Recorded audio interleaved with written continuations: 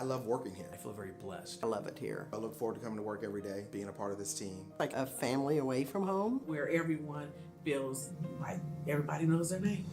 A city that supports you. We see that with our benefits. A pension, vacation days, job security. Being able to be heard. We feel valued. We feel respected. Lee Summit is a very progressive city. It's growing, it's thriving. We have this drive towards not just doing a job, but doing it with a spirit of excellence. I had the opportunity to continue to grow, regardless of 30 plus years doing this kind of work. It's more than just dollars and cents. We're here really to give back. Providing a service to better a community. To go out and serve people. To be a part of something bigger than yourself. If I would have known what I know now, years ago, I would have been here much sooner.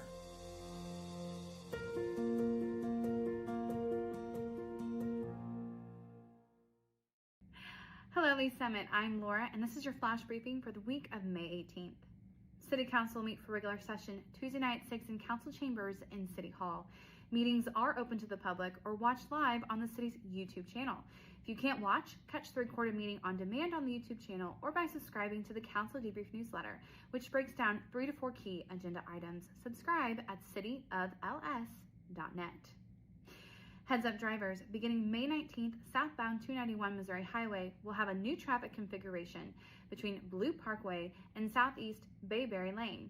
One lane will remain open to traffic in each direction. For more information, find the project link on the city's Facebook page or at modot.org. Arts and Culture is seeking artists for rotating public art exhibits in the City Hall lobby. Art pieces could include paintings, photography, drawings, mixed media, and more. It would also be rotated quarterly in the City Hall lobby and other city-owned public spaces. Apply a day on the city's website. And kick off Memorial Weekend with the 4th Friday's Art Walk and Music in the Park in downtown Lee Summit on Friday, May 22nd. Find a full list of details at downtownls.org. A reminder, city offices will be closed on Monday, May 25th. Thanks for listening and have a great week. Every time you turn on a tap, high-quality water is ready. But where does it come from? In Lee Summit, water flows from 2 trusted sources, the Missouri River and its surrounding aquifer. This water is collected and treated in the cities of Independence and Kansas City. In Independence, the Courtney Bend Water Treatment Plant operates 42 water wells. These wells reach 85 to 125 feet underground, drawing water up from the Missouri River aquifer, an underground water source that naturally filters water through layers of soil and rock. The facility filters, cleans, and softens the water before pumping up to 7.5 million gallons a day to Lee Summit. In Kansas City, the KC Water Treatment Plant draws water from the aquifer and the surface of the Missouri River. It then filters, cleans, and softens the water before pumping up to 25 million gallons per day to Lee Summit. In Lee Summit, Water Utilities controls the flow of these sources into the local system. Advanced software monitors the entire system, including 3 pumping stations and 8 water storage tanks, which maintain the water's pressure as it moves through 639 miles of water mains, carrying it to your home and the homes of more than 100,000 citizens. Water utility staff collect samples from throughout the system and send them for extensive laboratory testing, ensuring your water is safe, meeting or exceeding state and federal standards. When you turn on a tap, you're accessing a vast system spanning hundreds of miles, each foot carefully planned and strategically maintained. A system that leverages innovation to harness nature, turning a vital life source into an ordinary convenience, bringing you safe, reliable, high-quality water 24 hours a day, 365 days a year. To learn more about Lee Summit Water, visit lswater.net.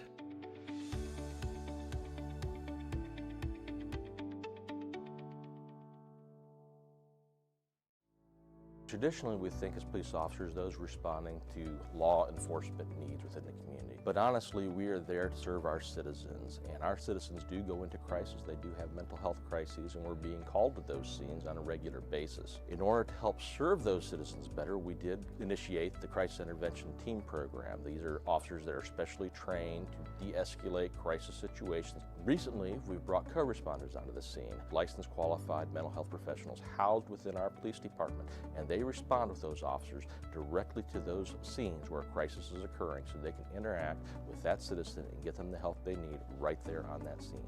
The co-responders are either bachelor or master level in a behavioral health related field. They wear plain clothes, they don't carry weapons or anything like that.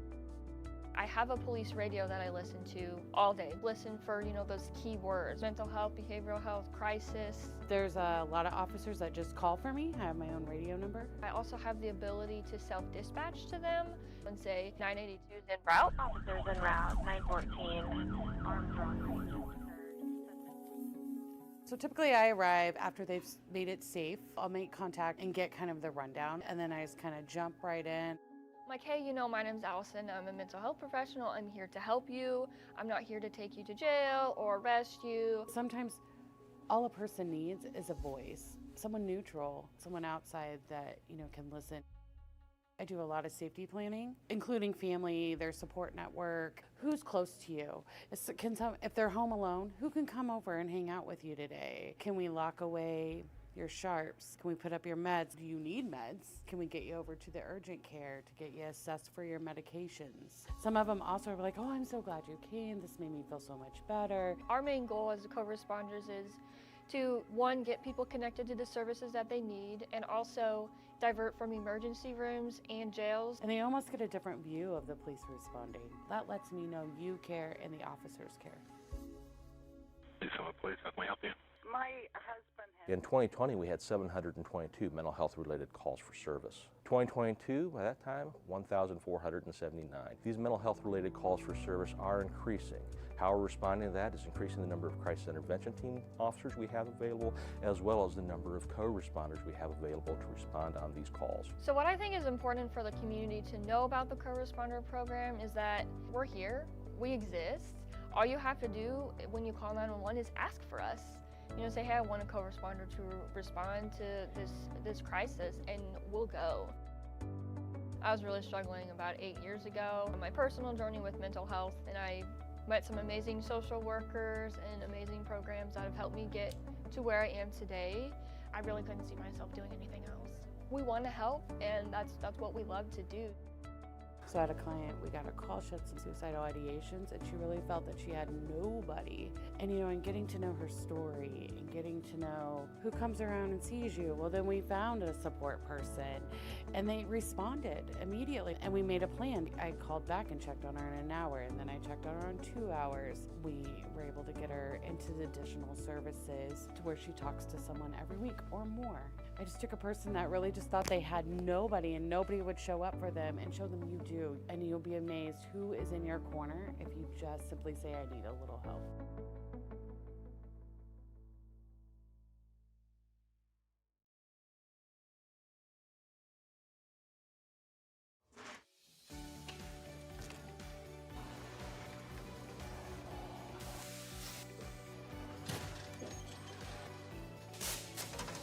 Welcome to the Lee Summit Sign Department. We are going to walk you through our process from start to finish. We make signs as needed here. It's not like we just go out into the field and place a speed limit sign here, or no parking here. Our traffic engineers, they go through and they'll do field studies. They'll send us down an engineering work order for us to go out, place new signs or remove signs as needed. Coming from the material, our blanks come in and they're just aluminum blanks. We can put our white, our red, our fluorescent yellow, green, whatever. And basically what it looks like is just that there. Throw it up into the roller.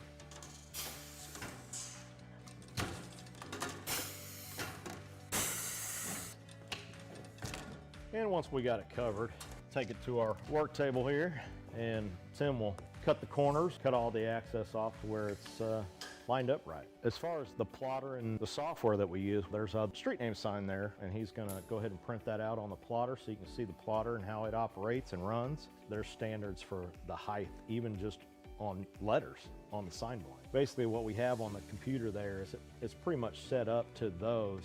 And it goes through, it's got a very small but sharp needle that goes through and cuts everything out, letter by letter. Once that's done cutting, our next stage would be bringing it over here. Currently picking out the sign letters right now. We call it weeding or picking, or however you want to call it. Next, putting it on the transfer tape.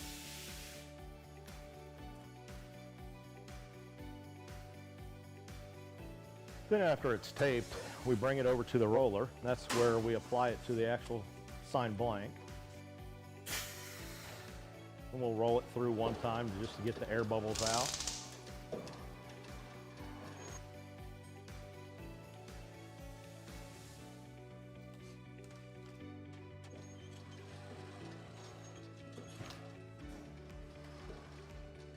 And the last stage is basically just taking the transfer tape off the front of it. And there's a finished product of the street name sign. We'll take you out to the field and show you our process that we go through. We're gonna go out and follow our sign guys and get something installed for you. This is where we check our underground utilities. Tim, you got AT&T? AT&T's back here. Evergy, Google, so we should be good to go. We normally put all of our stuff together out in the field.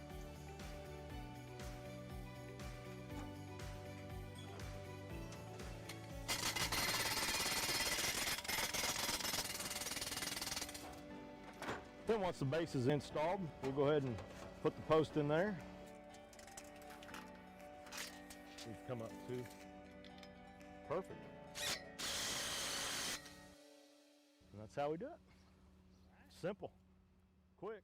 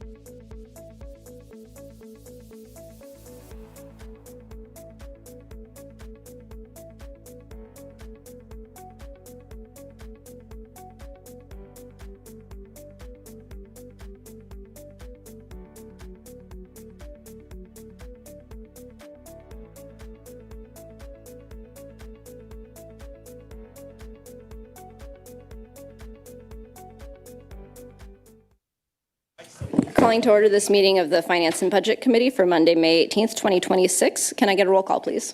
Councilmember Carlisle. Are here. Councilmember Funk. Here. Chair Shields. Here. Can we get an approval of the agenda? Chair, Yes. I move that we approve the agenda as published. Second. Thank you. We have a motion and a second to approve the agenda. Can we get a vote, please? Councilmember Funk, Aye. Councilmember Carlisle, Aye. Chair Shields. Aye. All right, next we have public comments. Do we have any members of the public wishing to make comment today? Nope. All right, then we will move right into our agenda. First item of business is 5A, 2026-7646, approval of the May 4th, 2026 Finance and Budget Committee action letter. Do we have any discussion? If not, could I get a motion? Chair. I would move to send to full council for approval. I think we just approved Oh, it. sorry. I would move to approve 2026-7646. Second. All right, we have a motion and a second to approve the action letter. Can we get a vote, please? Councilmember Carlisle, Aye. Councilmember Funk, Aye. Chair Shields. Aye. All right, next item, 5B, 2026-7634, the city manager's presentation of the FY27 budget. Mr. Dunning. Thank you, Chair Shields. Mark Dunning, City Manager, here to present the city's total proposed budget for fiscal year 27. That includes the general fund, public safety sales tax, all these other funds that we'll go through this evening, so we're packaging all this together. First, I want to share my appreciation, our appreciation to the Finance and Budget Committee. I know that we've had discussions on April 20th and May 4th putting together this budget and incorporating some of the guidance provided by the committee in preparing these budgets. And I'll say this every year because I think it is factual that every year as the city puts together our annual budget, that's the biggest plan or policy that we as an organization and you as elected officials, we come together and we put this plan in place to work throughout the year.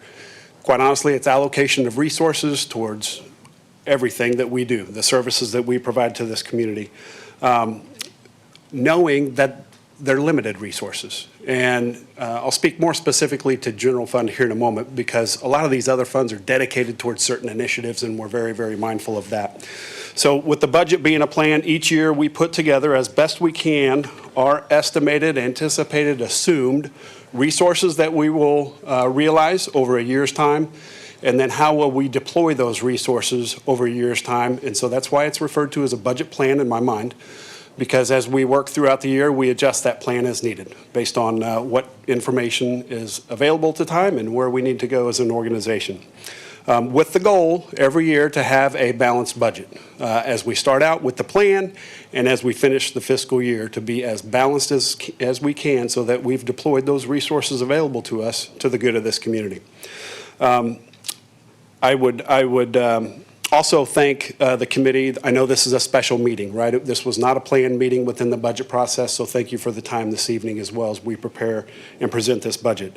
So this afternoon, I will be carrying a portion of this presentation. We have our budget team here as well that have crunched the numbers, and which we'll go through, and that's Eric Stoyanov and Rick Gentry. They'll carry a portion of this. We have our entire management team here to respond to questions, be helpful to this discussion. So we've got the full team here at your disposal. So if there's questions and you need additional information along the way, please bring those forward at any point in time as we're going through the presentation.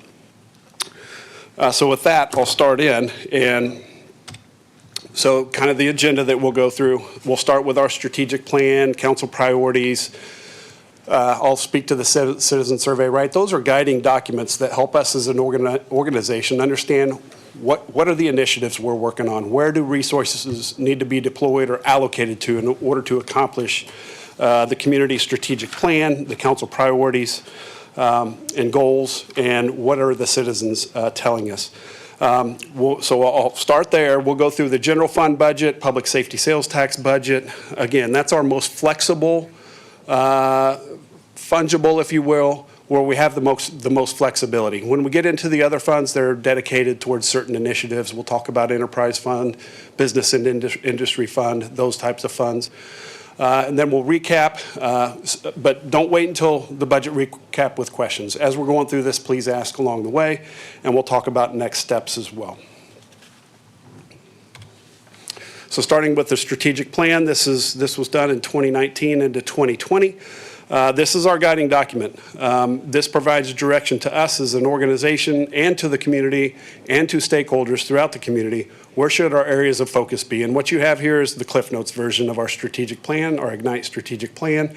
We call these our 7 critical success factors. You can do very deep dives into each one of these critical success factors and see what that plan is telling us. But we use this as our guiding document as we go about our budget preparation and the work that we do. Now, having said that, not everything, things come around, right? And we will find ways, given the direction of the mayor and the council, to, I'll say, squeeze other initiatives in based on what the community needs are. But overarching, this is where our areas of focus should be placed in our work on behalf of this community. I'll also, it's not on a slide, but council goals, right? We had a retreat with the previous mayor and the council in, I believe it was October of 2024, and we crafted out some specific goals, 4 of them, that we'd like to focus efforts on. That was around housing, which we've done a lot of work in. It was around beautification, which we've done some work in. Still, that one's a hard one to define, and we could probably better define what kinds of initiatives we can bring forward in beautification. Stormwater utility was one. How can we do better with stormwater infrastructure and maintenance of that? We know we have a plan in place that's leading to an August election on the stormwater. And then the last being residential contracted solid waste services. We did a lot of work in that space too, and we know we have a plan in place for that as well with a November election for that as well. So those are on our minds as we're preparing for this budget. And then lastly, the citizen survey gives us guidance. That was done in 2024 as well. What I can tell you, high-level summary from the community feedback from that citizen survey is our community values public safety, right? Police services and safety within the community is a high priority. Of course, fire, EMS services is a high priority, and the levels of satisfaction in those areas are pretty high. One that through that survey, it said if the city were to invest resources into something to get the biggest bang for the buck, it would be in right-of-way and maintenance of, I'll say, our city assets. And so that's one that we've been working over the past couple of years to enhance, I'll say. And so that's the high-level feedback from the citizen survey. I wanted to mention that as well. And I think you'll see within this presentation reflective when we put this budget together of those areas of focus and areas of importance. I always include one here. This is from our strategic plan. What's our vision statement? At the time, the mayor and the council and the community came together and established this: a vibrant community ensuring the finest quality of life for all generations. There's no measuring stick to that, and that's intentional. It's a continuous improvement statement that we're always striving to ensure the finest quality of life for all generations. Stepping down level the mission statement, so this is more at the organizational level. How do we go about delivering on that vision? So as an organization, what's our why? What's our what? We want to enrich lives in our community through the 3 C's, I call it: collaboration, creativity, and commitment. When we put together initiatives, we want to bring those 3 C's to our work. That's the approach that we take to our work that can make a big difference in whether we're successful, how quickly we can achieve things, and utilization of resources in those spaces. And then what you see in the boxes there is our organizational core values: being mindful of our resources, want to use them wisely, delivering a high level of service. That's service excellence, and then acting with integrity in everything that we do. So that's kind of a foundational piece too of our work, and I wanted to mention that. So tying back to some of the feedback that we received on April 20th and May 4th at the Finance and Budget Committee, we thought we'd start by helping the committee understand where are we at today, what's contained within this budget. And so there's some bullet points here. It's not a deep dive, but high level, helping you understand how we've crafted this budget. And so contained within this budget is 3.5% merit increase for core general employees. So core general is those employees that are not represented. And so 3.5% merit, cost of living, call it inflation, right? It's not a big increase, but it is adjusting for cost of living component for our core general employees. Also, what we've incorporated, this is new, into this, knowing that we are pursuing a pay and growth plan for the core general, which takes time to deliver, is a 4%, only the top of range adjustment. We do have core general employees that are topped out, and so there's no capacity for them to realize any increase. unless we adjust ranges. So as we're on this mission to look at our competitiveness for core general, look at the market, we have incorporated in here a 4% only top of range movement for core general employees. What that allows for is that 3.5, them to realize a 3.5% increase given some of the cost of living adjustments that we are experiencing. Also contained within this budget is the negotiated collective bargaining agreements for all of our represented groups. Some of the feedback that we received from prior meetings in preparing this budget resolve the disparity in pay between fire and police on the communication side. So there's resources and funding contained in this budget to do that. We want to minimize reductions to public safety. Want to be mindful of any reductions in that economic development world, knowing that new growth can fuel additional resources and revenues to the city. Tying back to that citizen survey, being mindful of reductions in our right-of-way maintenance. And I'd say overall facility maintenance to some extent in that space as well. We want to be proud of our civic buildings and properties that the city deploys to deliver these services. And then overarching, let's not go too deep and make irreversible reductions given the level of uncertainty that we're operating in, much more uncertain than the previous year, given some of the things that we've talked about in the previous meeting. So that's a high level, very high level, what is contained within this budget. And so with that, I will turn it over to Eric, I think has taken over. He's going to take you through the general fund, public safety sales tax, the revenues, some of the numbers so that you can see and understand what we've put together from a resource perspective and how we're working amongst our different departments to get to a balanced budget. I'll come back at certain points at times, but feel free, again, ask questions as we go along. Thank you, Mr. Dunning. Do we have any questions before we get really rolling, or you guys good? All right, Mr. Stoyanov.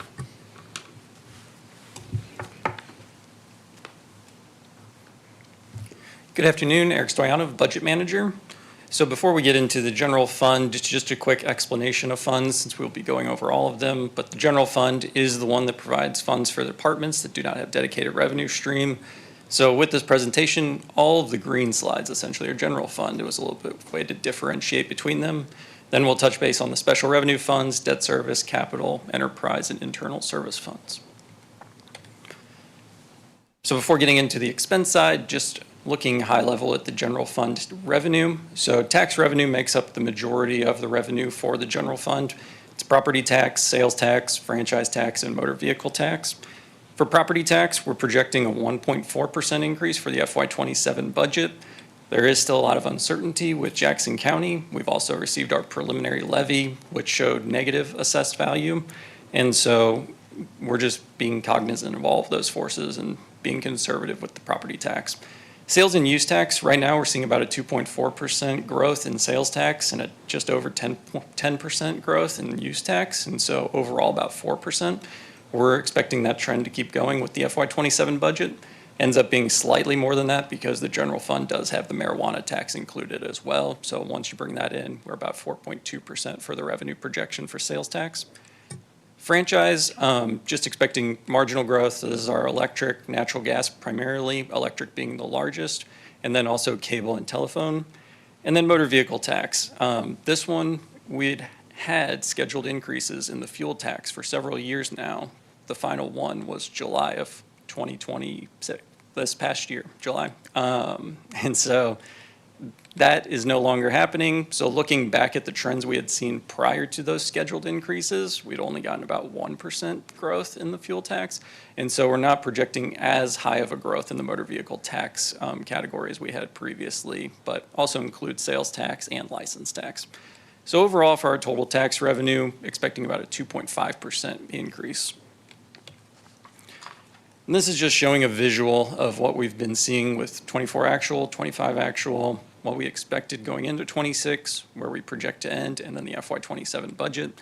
So as you can see, we overshot a little bit with our estimate going into FY26, primarily because we underperformed with franchise tax. But just showing in visual form, we've had pretty steady growth in this tax revenue category. And then here are our remaining revenue sources that make up the other roughly 20%. So we have fines and forfeitures. These are items such as court fines, minor traffic violations, have 3.7% growth for FY27. Licenses and permits are a lot of those development-related fees that are paid. We worked closely with Development Services when working on the 27 budget to see what kind of activity they were experiencing. And so overall, about a 4% growth in that category. Intergovernmental, things like school resource officers, hazardous moving violations, those types of funds that we receive. Charges for service, primarily it's ambulance fees is the biggest one in this category. We've also added $125,000 to this one for that Jackson County collection coming back into City Hall. So that is accounted for in this budget. And then other revenue, these are just kind of the ones that don't fit into any category, but it's cigarette tax, some minor revenue sources. GEMT, the Ground Emergency Medical Transportation Program that we receive money for. Investment earnings is just our interest earnings, and then transfers in is our G&A that we receive from other funds for activities provided, such as law, finance, HR. And so this shows overall what we're expecting for general fund revenue, the percentage change compared to where we expect to end in FY26 compared to FY27. So overall, looking at revenue growth of about 3.1%. And again, this is just a visual representation of what we've been experiencing. I did want to note in FY24, we did have a sale of property that was a one-time fee. We also had a transfer that was a one-time. And so that does skew that revenue number slightly, which is why you see that jump and then the decrease. I'll pause there before we get into expenses, just if you have any questions on revenue. Have any questions on revenue? Okay, thank you. So this is a high-level overview of our expense categories. As you can see, personnel makes up 66% of our general fund expenses, which we are primarily a service organization, and that is salary and benefits. Transfers out is our next largest category here. So things included in that include workers' comp, which did increase pretty significantly for us this year. We've had some large claims, property and liability insurance. We also have some significant transfers out for the ambulance lease principal and interest payments, and then our pumper lease and interest payments, since we went to that lease schedule. And then the remainder, things like supplies, services, repairs and maintenance, the other things that keep the city running. And so here is the expense trend for the general fund. Again, 2 years of actual, our original FY26 budget, and then our FY27 proposed budget. And again, did want to note here, we did have one-time transfers of nearly $10 million in FY24 to Green Street, and then nearly $16 million in FY25. That was a mixture of Green Street. There's also a downtown safety package, and then there was a VERP transfer that was made to shore up the VERP fund. All of those were planned spend downs, but that is why the FY25 actual is almost $111 million. And this shows the comparison between the FY26 original budget and FY27 proposed budget. And so, as Mr. Dunning spoke to earlier, this budget does include a 3.5% increase for personnel, for core general personnel. We also had to solve for the collective bargaining agreements. Our loggers contribution did increase as well by about 1% for all of the various categories we have with loggers. And so overall, about a 6.2% increase in personnel. As we went into this budget process, we knew that we had a gap to solve, and so we tasked all departments with looking at their budget, seeing what their actual trends were, what was needed, what could maybe be reduced, and tasked all departments with coming back with revised budgets, and that's why you see nearly every other category is a decrease compared to the FY26 budget to help solve for that gap. But overall, we're seeing expenses in the FY27 budget increasing 2.5%. And then this is showing the general fund department trend by department. And so, again, just a note at the bottom about that $9.8 million and $15.9. That was included in that citywide, which skews those numbers a little bit. But I do think that this slide is more helpful looking at this. So this is the comparison slide between the FY26 original and FY27. As you can see, decreases pretty much across the board outside of public safety. There are also some changes in how we've handled some personnel. So for example, with Public Works, we always had capital project reimbursement in the general fund. So basically, if someone worked on a capital project, we're able to help offset that cost. Now we're direct charging some of those employees into the capital funds where they'll be working primarily. So some of that number shift in Public Works is related to just how we're changing how we account for capital projects. But pretty much every department did go back and make pretty sizable cuts to their budget, which I won't go into too much detail into because I know Mr. Dunning is going to get up here in a second and kind of talk about the operational impacts of some of these changes. And then just a visual of the FY27 general fund allocation. So that's left is the FY26 original budget. Public safety has traditionally been about 55% of the general fund, general government's 31%, and then Public Works was 14%. For the FY27 proposed budget, public safety is increasing to 61% of the budget, and then you can see the corresponding decreases in the general government and the Public Works section. And I will pause here for any questions before Mr. Dunning gets back up to talk about more of the operational impacts of the changes made in this budget. Do we have any questions from the committee yet? Okay, Mr. Dunning, thank you. Okay, so this slide is, how did we solve for the gap? And I know at previous finance and budget meetings, we looked at the budget from different angles, but the approach that's taken here in creating a balanced budget is a hiring freeze. And so what does that mean? It's almost 31 FTEs.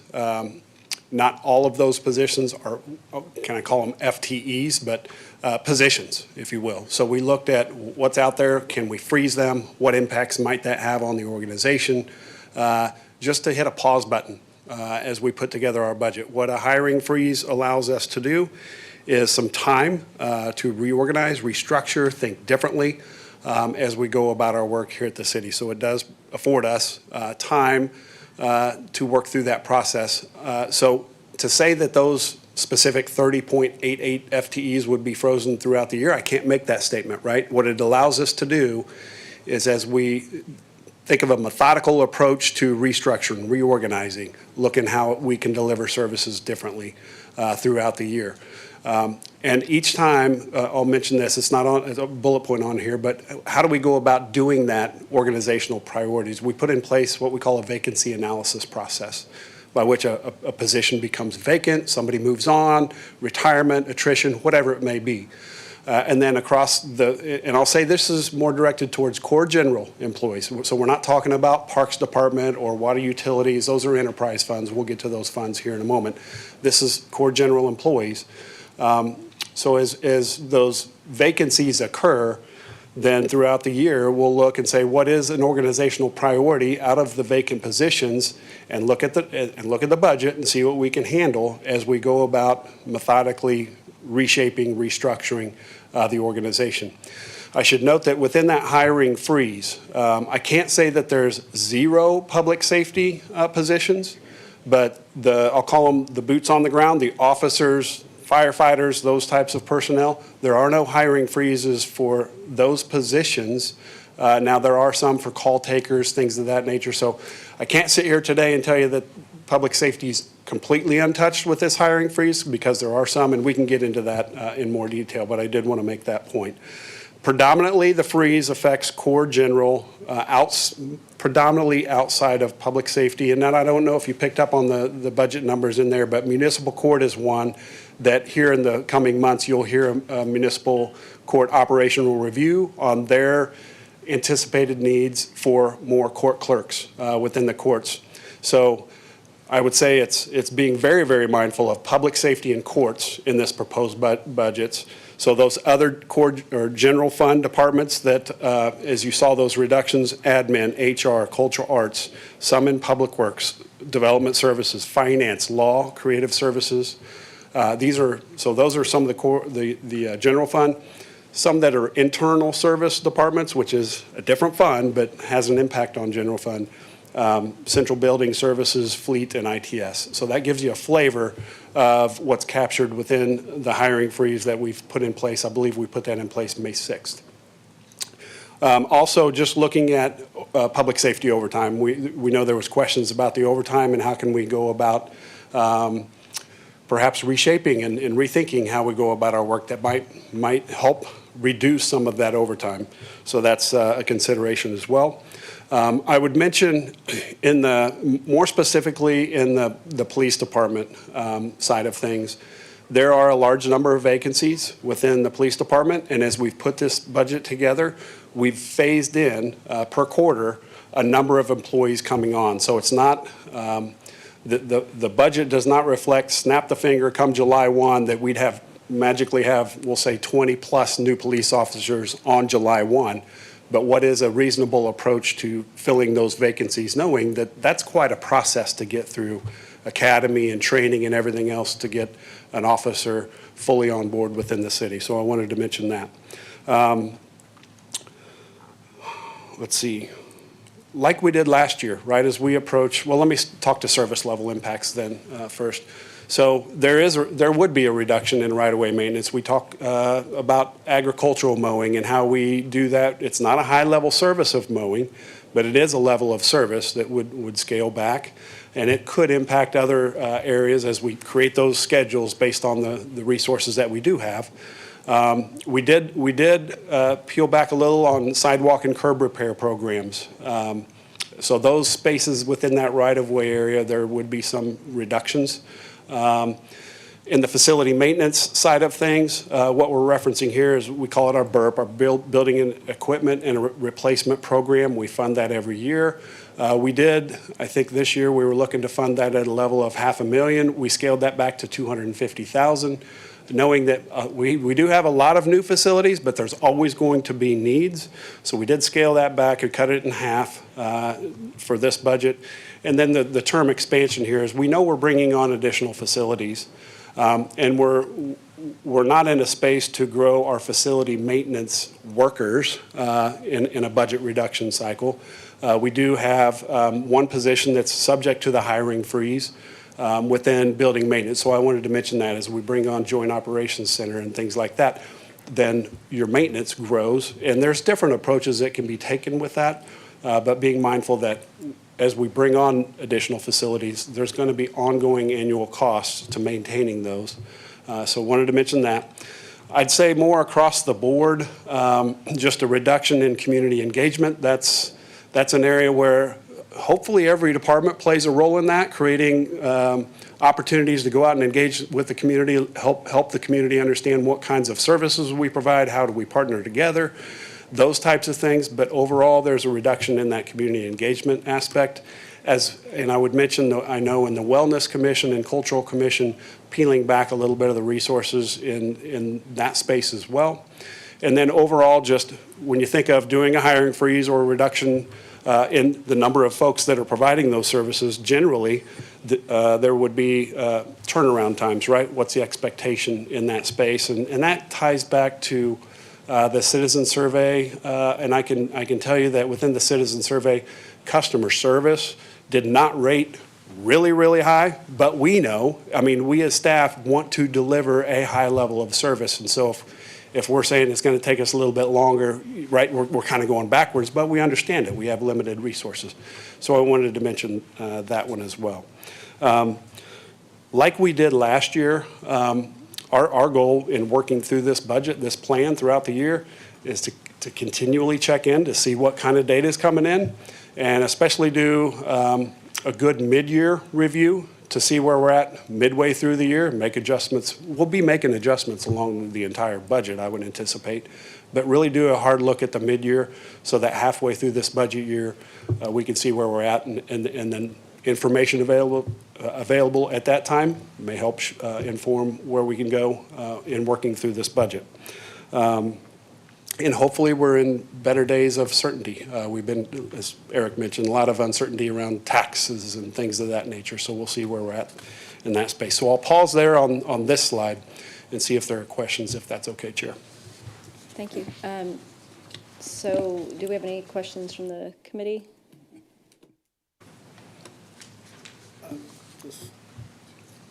Yeah, please, Councilmember Funk. Mark, you mentioned, the joint operations facility coming online and maintenance and stuff. I'm assuming we're going to get our O&M manuals and we'll have a good solid year of warranties on that building for most everything. That's accurate. And I should say too, going into the budget, it's not like we've gone into this budget saying there's not going to be any maintenance cost to a brand new facility. That's not an accurate statement either. I mean, we've planned for operational costs, but each year that you experience those, you get a better feel for them. And we know, like City Hall's one, right? It's been here since 2006. Well, this building will ramp up on some of those maintenance costs. So it's always a balancing act on what are you programming for that ongoing maintenance. Do you have a rough number on the reduction in community engagement, like a rough number of where we went? I mean, I'm sure you have some numbers for public safety, community engagement, and things like that, of like, how much are we reducing out of community engagement? That's a good question. I don't have a total number across the organization. I know a lot of that public engagement, I'm thinking more so in, it could be across the organization, depending on who's a part of that. Overtime costs, right, to attend community events, things of that nature, just to have a presence there, have that engagement opportunity. Just really looking at how many of those do we do? Because we know it's a meaningful exercise for us to be out there in the community, promoting what we do for the community. But there is reductions within this budget. I don't have a good number. If I totaled all that up, what that would be. Okay. That's all I got for now, Chair. So I guess I do get a little bit of a feeling when we talk about something like that, like community engagement. Like one of the trade-offs we're making this year is the trade-off between people having the time and resources to do their jobs versus the time and resources to talk about the jobs. Maybe that's not quite the way to put it, but like we're trying to focus on core services a little bit more than some of the other outreach that, while really valuable, we understand like the main priority of our citizens is to provide service on the ground, making sure that their needs are met. Is that kind of an accurate way to put it? That's the way I'd put it, right? What do we know we absolutely need to do to deliver services? And then some of those activities and initiatives that are meaningful, but maybe not required, peeling some of those back. Okay. Is this kind of the end of the general fund portion of this? Yes, before we jump into public safety sales tax. Could we go back one slide? Sure. Or I guess back to the one that showed the percent reduction. Yeah, this one. There you go. So, you listed a few examples. So, like you talked about the agricultural mowing and things like that. But like, I wondered if either the assistant city managers over certain areas or the department heads over certain areas would want to talk about kind of some impacts in specific areas. Like, what does this look like? A 7.9% reduction in creative services, or a 1.8% reduction in the law department? Like, what impacts does that have to each department? I would just like to, sure. and get just kind of some kind of qualitative examples. Like when you say the mowing, are we reducing from 4 times a summer to 2, or like what level of reduction do we anticipate with things like that? I know enough to be dangerous in most of these, but if you'd prefer that those departments come up and help you understand, and I we're would kind here of to do defer that. to you on how you want to structure that. I don't want us to be here all night. So what do you think would be the most effective way to give a good overview of this? Well, if you want a just high-level overview of each one, we can be short and sweet with those, I think. Does that sound good to the committee? Sure. Start there? Yeah. Okay. So I'll start administration. So there's, as I mentioned, we are reducing in some of that, I'll say, operational support space with some positions there. We're allocating, I think it's 1.5 FTEs over to the municipal court. So that's a reallocation, not a reduction. But we did scale back in a position, let me think here. Well, I got it here. We had an executive assistant, a graduate fellow, and a cultural arts manager that are all subject to, well, reallocation to shore up courts, and then a freeze in one of those. So those are position-wise. I know in administration, a portion of that reduction is just across the board. I would say travel and meetings, some of those things are probably true for all of these departments, right? Just not professional development, things of that nature. I believe in administration, we trim back on our lobbyist services too. That's probably something we should talk about.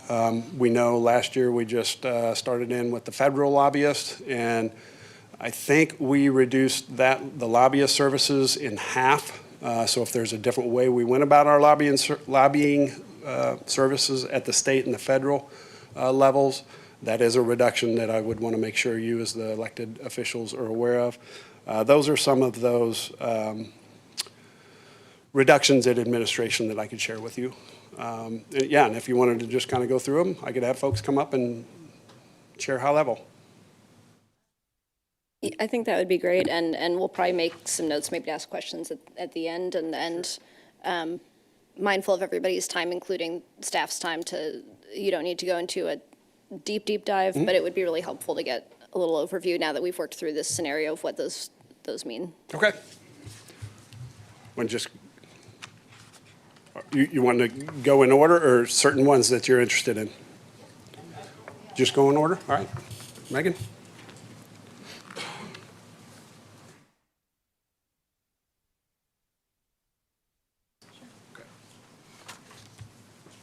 Good afternoon. The reduction in my department looks like one full-time communications strategist and then a part-time AV specialist. So what it really looks like for my department is just kind of a reshifting of the current duties and responsibilities. We'll be able to function within that space, and it actually aligns very nicely with the strategic communication plan that we'll be presenting to council, and I think we'll be able to function well with what we're staffed with. Thank you. Good afternoon, Tracy Albers, Development Services. We'll be freezing two positions. One's a senior staff engineer position where there was a retirement within the last 30 days or so. And the second position is the currently vacant planning manager position. If I had to boil it down to a couple salient points, more reactive, less proactive. You'll see us doing less long-range planning and focusing more on development review and applications that are coming down the pipeline. And I'd say that we're less equipped to deal with surges in permit activity that may come into development services on the plan services end. So we'll need to triage a little bit how we take on the work that's coming in the door. Thank you.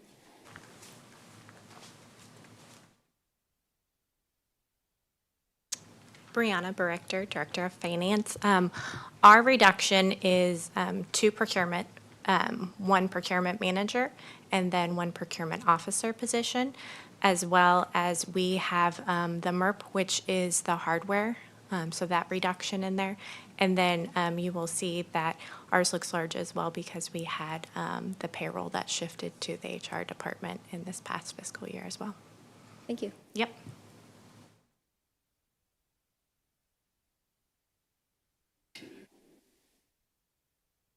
I'm speaking for citywide. So for citywide, I'm trying to think off the top. I know BURP reduced. I also know that our, I believe the amount that we were contributing to the insurance, property and liability insurance decreased slightly, but I think those are the main 2 that decreased were BURP and that. Okay, thank you.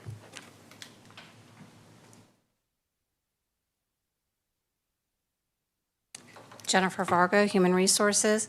So as Brianna said, we actually increased some expense by transferring payroll to under HR, but that is a net decrease. We're freezing a payroll position as we become more efficient with Workday. We're able to freeze that position. So thank you. Mm-hmm.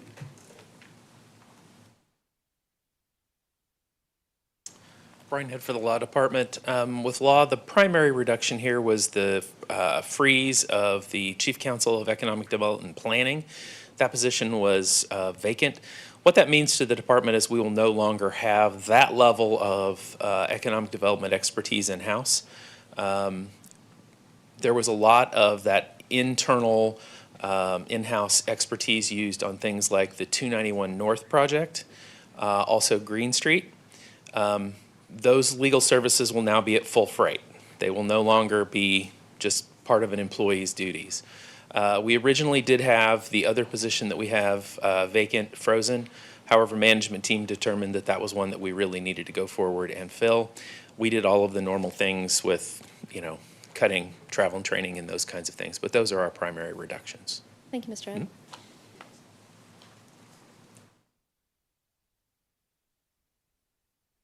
I'll speak to municipal courts. Municipal courts, I think I spoke to earlier, right? We're looking to enhance through some court clerk positions over there, and knowing that there's this operational review coming forward, and that was a city manager's audit from this year that will be coming forward. So I'm trying to be mindful of that as we. But that was an FTE that was shifted from another department, kind of admin, reallocated? yes. Okay. Yep.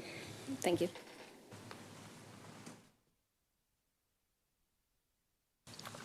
Good afternoon, Chair and members of the committee. Mike Snyder, Fire Chief. I know that currently on the screen it shows, the 14.3% increase to the fire department, but I want to be very clear that we also faced many operational cuts within the organization through this process.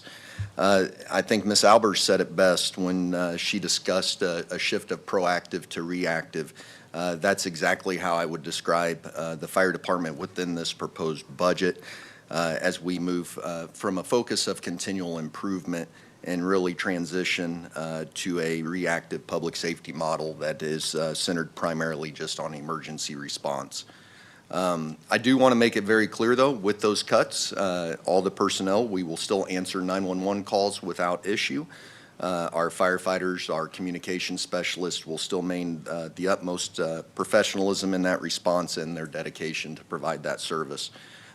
However, many of the programs that we have within our system, our proactive programs, support systems, specialty capabilities, quality improvement initiatives, our training enhancements, as well as our organizational development efforts to support our overall service delivery would either be reduced, deferred, or eliminated. It's important to understand that many of these functions exist behind the scenes. They are not highly visible to our community, but they play a critical role in supporting our safe, efficient, and effective operations. A significant portion of these functions historically have been managed by personnel in an off-duty capacity utilizing overtime. There's specialized assignments performed by our personnel in addition to their everyday duties, but as been discussed, we're trying to bring in that overtime expense, and this is one way that we can do that. For example, programs such as our SCBA management, our bunker gear oversight, equipment coordination, EMS quality improvement, our pre-planned coordinator, peer support program, specialty team coordination, training support, and other operational readiness functions will require continual attention, documentation, maintenance, and compliance and oversight are managed by those individuals. If those overtime supported coordination functions are reduced or eliminated as proposed, they don't go away. We definitely have to continue to manage those aspects of the organization, so those will be shifted in responsibility to our current chief officers. So this ultimately means that while, our chief officers will not just be maintaining our strategic oversight and responsibility. In many cases, they'll become the direct coordinators and administrators responsible for carrying out those day-to-day operations while continuing to managing their existing organization responsibilities. Over time, it is truly my opinion that that type of consolidation or that type of change of operations within our department, it will really affect our ability, as again, Ms. Albers said, it'll affect our long-term planning, innovation, proactive initiatives, and just our continual overall improvement to our organizational improvement that I believe our community does expect. Additionally, overtime has come up several times, so I do want to just briefly address that. We definitely acknowledge and understand that our usage is beyond our current budgeted amount in fiscal year 26. It's important to recognize that we did ask for additional funding originally through the fiscal year 26, but as we do each and every year, we have to identify reductions. We try to manage it through different ways, and unfortunately, this year we have seen a drastic increase. I would point to that drastic increase has, for a majority of the experience, is due to increased in FMLA usage, Family Medical Leave Act, extended injury leave, or physician-approved illness-related incidents. Now, with that, and based on my experience, I can say that I don't see that each and every year. When we look to budget, we're looking at the averages and the experiences that we've had in prior years, and this, I want to say, has been an anomaly, and I hope that it continues to be that case and it goes away. But with the information I have right now on the current status, I have to believe that this potentially could extend into fiscal year 27 based on some individuals that I'm aware of. But I also want this department, this committee to know, the city to know, we're continually evaluating the utilization of sick leave within our department, specifically compliance with city and fire department policy. Our department policy does include a structured review system, which fact findings are triggered in the event that 2 of 8 of our identified tracking indicators are triggered. In a vast majority of these cases, it's determined that the employees utilize sick leave appropriately. As I have throughout my career, we're going to continue to closely monitor that and try to maintain that to the best of our ability and maintain accountability within our organization. I do need to briefly speak to, the proposed reductions also impact several specialty and community-focused programs. You spoke to public relations or community engagement. We have reduced ours down to a 0 fund level, which we are currently funded at $60,000. Now, with that, we have not been in the school system for several years since COVID. We had budgeted to return in a reduced fashion into that system. But the everyday events, that the downtown days, those types of activities that we hire back over time so we can have our facility open, those are not currently budgeted within this process. So in addition, additional program cuts that we've experienced through this process, if approved, would be, as I mentioned, public education, our emergency management support, community paramedicine, peer support I already mentioned, our tactical medic program. We're going to have to work with our police department in regards to that and determine what's going to be the best possible outcome. Our hazmat response, technical rescue response, and specialty training. Now, in reference to hazmat and technical rescue, we have to train in an off-duty capacity because our personnel are not all located at one facility.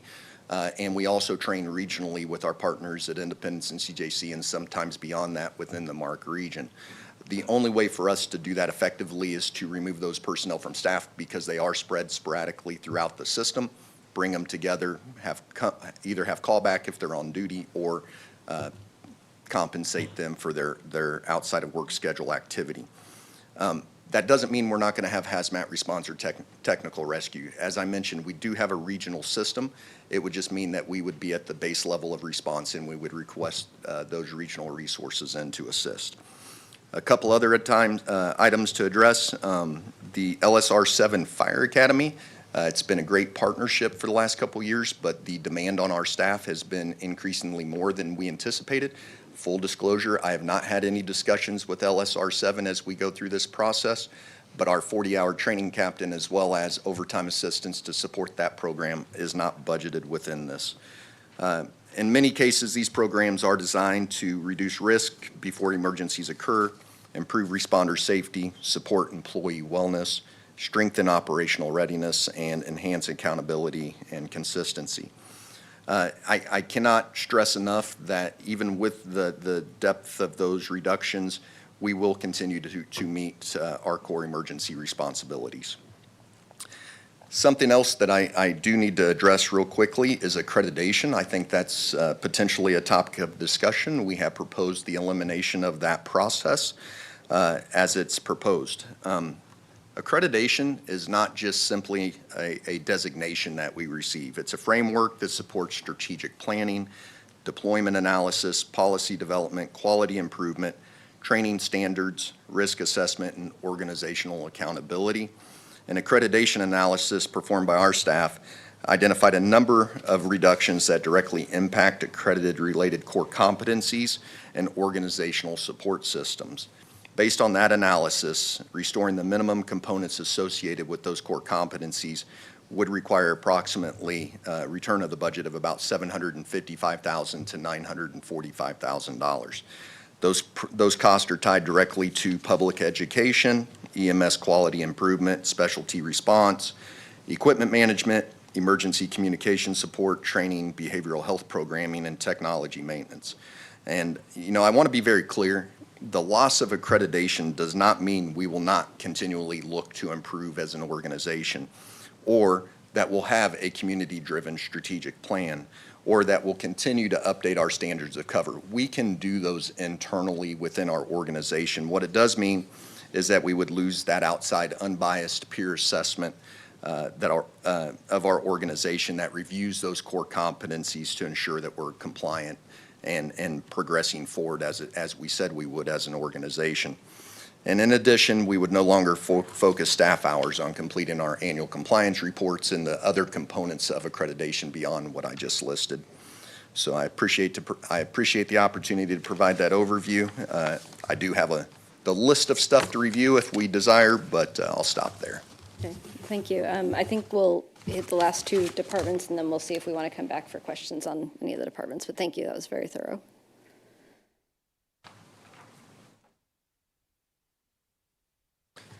Thank you, Chair. Committee members, Travis Forbes with the Police Department. Echoing some of what has been said already, we focused on maintaining core services, our sworn officers, our 911 responders, our dispatchers, and our investigative services as well to reduce any of those impacts. And as was reflected earlier and discussed earlier, labor cost is what has driven up the number for the police department and why it shows an increase. That is 100% labor cost. 70% of our staff is sworn, and we attempted not to reduce those numbers. The results, I'll just highlight, there are many things that we won't discuss them all, but ITS position was eliminated that also served the fire department with some of the emerging technologies that we both use. We have a parking control position that serves primarily the downtown area, but also some handicap parking and other issues that occur throughout the city. We've eliminated that, or frozen it, pardon me, is a better term. The person in that position is retired, so it kind of worked out good in that regard, but we do plan on using patrol resources for that. I don't believe the service level will be to the same level that it used to be, but we'll do our best. Animal control, we have frozen some positions there as well. That may impact some response to animal control issues. A couple of years ago, we instituted extra downtown foot patrols, particularly during the weekends with the opening of Green Street and the increased business that we have downtown. We are eliminating those, and we'll try to pick up the slack with our patrol resources as well. We are really evaluating our participation in community events. Festival booths, booze, barks, and badges is something that we're looking at. It's going to be very difficult to do how we've done it in the past. With all of these events, we're evaluating, is there a way that we can do them without overtime costs? In some cases, I think there is. In some cases, I don't believe there is to the same extent. So we're also looking at public demo requests. We're evaluating our Citizens Police Academy is probably going to be very difficult to do in the way that we've done it, so we don't anticipate doing that in this next fiscal year. These are just some examples. And then our youth programs, we're also looking at some of those to determine, is there a way to continue those? For example, our Junior Citizens Academy, we might be able to do that because we primarily use SROs and impact officers who are off in the summer, and we can do it in the daytime without overtime. So that's a good example of one we may be able to maintain. But in other cases, it's going to be very difficult. And it's a tough balance, to be frank. We spent, it looks like, about $96,000 in special event security coverage last year. Some of those were very important events to this community. But some of these events that or some of these things that I'm talking about here with community programs are also important. So it's a bit of a challenge for us to evaluate these as compared to a 5K run or a parade, and the value that we see from these things that we're going to have to freeze or figure out a different way to do. So that's something we're very much struggling with in the police department to determine. And it may open up a conversation later on down the road. I believe Chair Shields has discussed the need to perhaps look at special event billing to see how we do that, because it impacts our budget in a significant way. Like I said, about $96,000 last year. So, but again, we're just really looking at maintaining core services. That's the most important thing. When people call 911, we're going to respond just like we always have, and our investigative services will be just like they always have too. But there'll be some other aspects that we're closely evaluating. I believe give to Public Works. Thank you. Good afternoon, Michael Park, Director of Public Works. So as was mentioned by some of those other core service providers, that's what we focused on too, and trying to minimize those impacts that have the greatest effect on public safety is really where we focus, and that's why you would see under right-of-way management, it's more of that mowing and contracted services for curb and sidewalk. But I'd be happy to go through, give you some real perspective on what those impacts in our department's budget are. Of course, we have some more significant offsetting costs that are beyond our control. You got regulatory costs, lighting, energy costs, supplies and materials, everything is going up in expense. And so part of what you haven't seen on here that isn't correctly shown is that chargeback that has been discussed by finance. And some of that is to the tune of $1 million. And so that's just reappropriating how our personnel find themselves in the budget and directly charging those to the projects as opposed to charging an overhead rate, for example. Some of the other areas in which we cut to make up for that difference or seen reductions, I don't want to say cut entirely, because we are still going to do curb repair, we're still going to do sidewalk repair, and this also doesn't have an effect on those capital programs that are funded by other sources. So the curb replacement program is still intact. Those sidewalk projects are still intact. So this is really the operational maintenance, the reactive maintenance that we would go do, and those contracted services are being reduced anywhere from 30 to 50%. So we're still going to be doing some of that work, just not as much. On the right-of-way maintenance side, some of our impact is on the operators and the seasonal positions, and what I see this as is kind of rolling back a couple of years worth of expansions. And so we're still going to do mowing. It just might be a little longer. You might see a little more weeds. We won't have the same number of personnel out there doing the weed prevention. And so you'll see more dandelions and those sort of things on some of our corridors. And a lot of it depends too on what the other higher priorities are that we didn't touch. You know, how many potholes are we addressing, or pavement repairs are we taking care of, or stormwater issues are our current personnel out allocated to, and the more they're in demand in those other service areas, the less available they are for the mowing and weed control. So that's some of the more visible right-of-way maintenance items that you would see. So we'll still be doing those things. Just when you call in, it might be a few days later or a week later from what maybe you'd been used to this last year or last 2 years. We are also planning to freeze a mechanic position, so some of our turnaround time might be affected a little bit on some of our fleet maintenance, but we also believe we're in a window right now where we have a lot of newer fleet and some of our leased fleet. So we believe we can bridge this time with one less mechanic in its open position. We also have support within the community. You know, we can go do oil changes elsewhere if necessary. And then some of the more or less visible areas would be like in our customer support, administrative support positions, some data analyst positions, some of those things that really help some of the longer range planning and engagements and direction for where we do our asset management. So some of those will be put on hold for the time being until we have a budget that can afford to refill those positions that are currently vacant. Thank you. You're welcome. First, I just want to say thank you to all the staff who just spoke.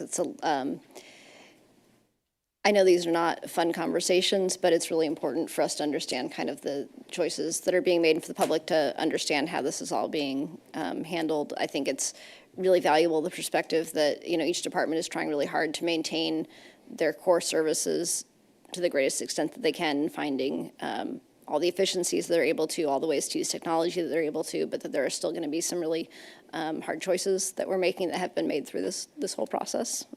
So thank you all for all the work you've done to get us to this point and for helping us to understand it. Are there follow-up questions from the committee at this point about any of those specifics? Where do you guys want to dig in on any of this? Do you have any questions? Okay, Councilmember Funk, do you? I do have a couple of questions. Mr. Denning, I think on our lobbyist, I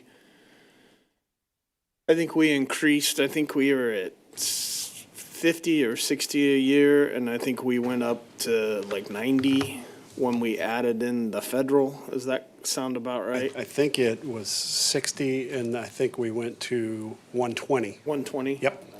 Yeah. I mean, I really, we had a great meeting. Mr. Head was in the meeting. Mayor Pro Tem Shields was in the meeting today, and I think, we're looking at potential $1.5 million if we've got the full, close to $1 million with some money coming our way from the state. One for the K-9, and then I think the other $1 million something was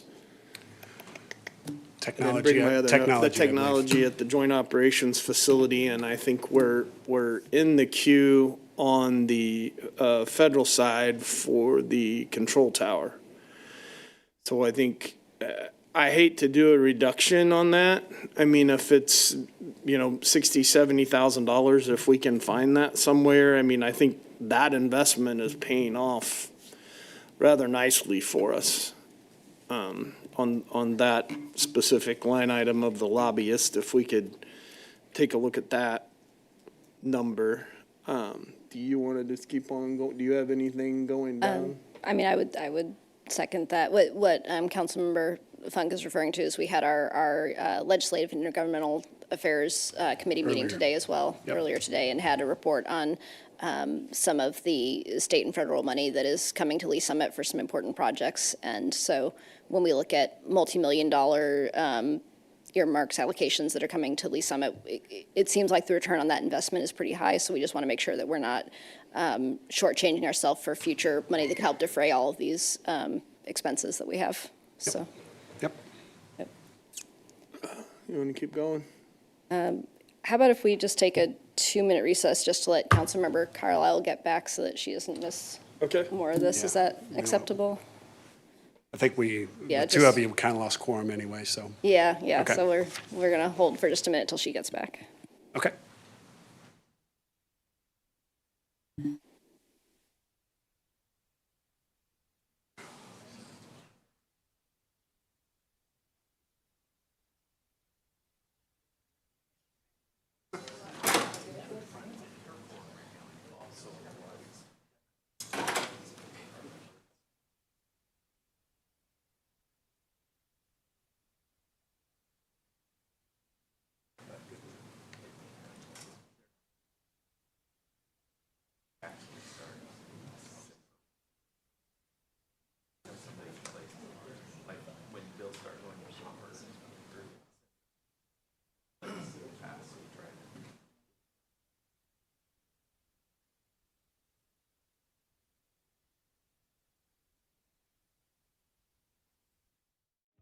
Ever wondered how the city budget works?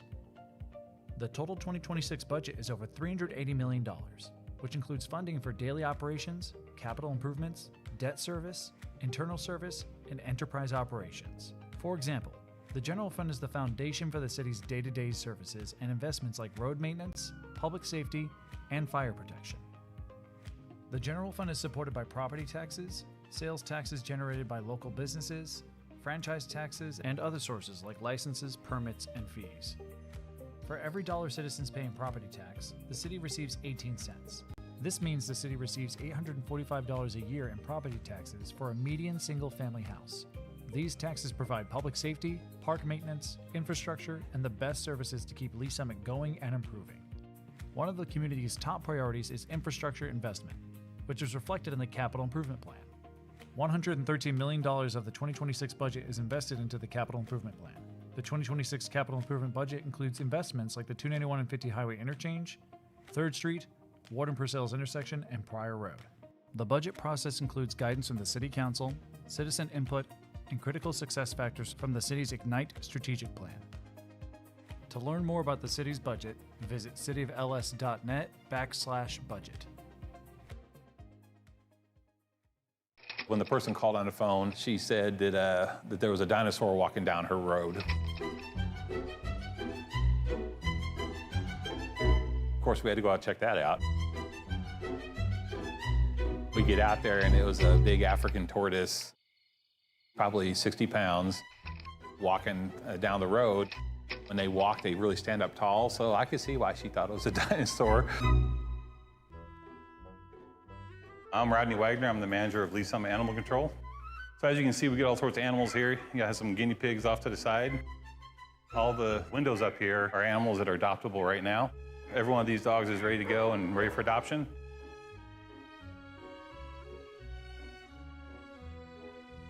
And the same thing with our cats over here.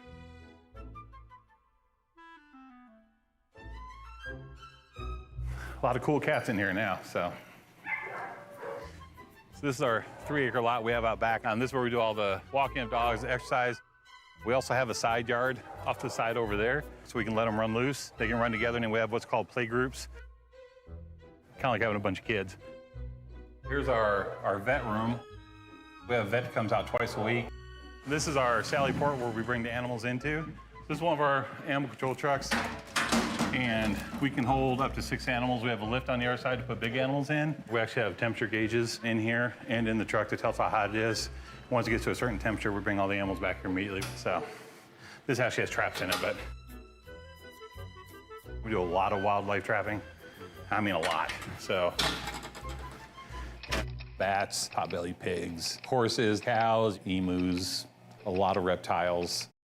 We had a citizen one time that had over 200 reptiles in his basement.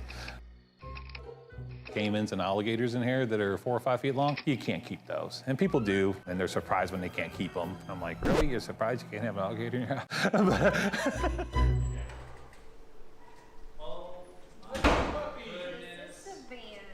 Our main goal here is public safety and also the safety of the animals. And we have very dedicated people back there, and they definitely stay here for the love of the animals, which also includes getting them adopted out. We'll have about 4,000 impounded animals a year. Probably about close to 2,000 are dogs and cats. The cats and dogs, when they get impounded here, they go on a 5-day hold, and then after the 5 days, if the owner doesn't show up, then we can put them up for adoption. To adopt an animal here is actually really simple. You just come in, look for whatever animal you're looking for, find the right pick. You go to the adoption room up there and see if you get along with them. You spend as much time as you want to in there. From that point on, it's just a matter of making sure they're spayed or neutered and all their vaccinations up to par and they're good to go. We have a very high adoption rate because we try everything in our power to get animals adopted out. We have Heart of America, a Humane Society that we do a lot of adoptions through. And then we also have other groups. We have some people that literally will just look all over the country for somewhere for a dog to go. I guess a question for Chief Snyder. Where did he go? I lost him. Oh, he's all the way over there. You're hiding. So when you talk about accreditation and I mean, a few things that you mentioned, like peer support, I think that's important to me. And you talk about maintaining the firefighters' equipment and that kind of thing. You mentioned you were going to get that done one way or the other. You mentioned 750 to 950,000 back in would really make a big difference. What's the low end that gets you right on the bubble of this accreditation? So the low end is that 750,000, and what we did is we looked at, and I believe it's 109 core competencies, and tried to identify based on the programs that we were proposing being reduced or deferred, what those impacts would be on those core competencies. And that's the number we came up based on those programs. So it's all over the place within those core competencies. I know I'm not being very clear, but it's not as clearly saying this exact dollar amount will equal this. It's more about what programs are established based on those core competencies and how do you fulfill those requirements. What would be if we went outside of the accreditation? Say we had to forego our accreditation for a year to get through this patch of uncertainty. What would be your top priorities? So, I do this with every budget cycle. As you go through cuts, which is very common through your first rounds of processes, and always have that list ready. Peer support is the first thing that really hurt to say off my mouth. And I really want to say this. It doesn't mean the program's going away. What it means is the proactive nature of the program is going to go away. It's going to be a reactive scenario, which is not what we want it to be. Our personnel in an off-duty capacity on overtime on the peer support team visit each station on a quarterly basis to make sure that they have that continual contact, and then they're available after hours in the event that any person needs assistance. So peer support, I think the common theme you would hear from me is to continue the investment in our people. The training budgets, while we will meet all of our minimum requirements of EMS CEUs and our hours that we're required to do for our ISO rating, we drastically reduced anything above and beyond that. It will be very basic level training that we would be providing. One of those that comes to my mind is our paramedic program. Today, individuals that choose to go to paramedic school, when classes are available through our partner at Central Jackson County, we offer that up to our employees. We have pulled all of that out of our budget for this year. We've been very successful within that program, and my biggest fears is typically it's based on a situation for an individual, and somebody interested this year may not be interested next year, and that level of service for our community is definitely good to continue to enhance. Thinking down my list, obviously I'm going to focus in on training, which, as I mentioned, not all of our training can be done. For instance, our burn facility that we recently put online, that facility would be reduced for use only for new hire training and not our evolutions that we have been doing the last couple years with that. That is very overtime intensive. We have to bring in certain positions by standards to make sure that they're there and staffed. And then also, because it's multiple companies that are committing to to that type of event, we typically do provide a small level of callback for coverage during those times. I spoke to our TAC medic team earlier. That is a partnership with the police department that provides critical resources for our officers while they're in the hot zone of an incident.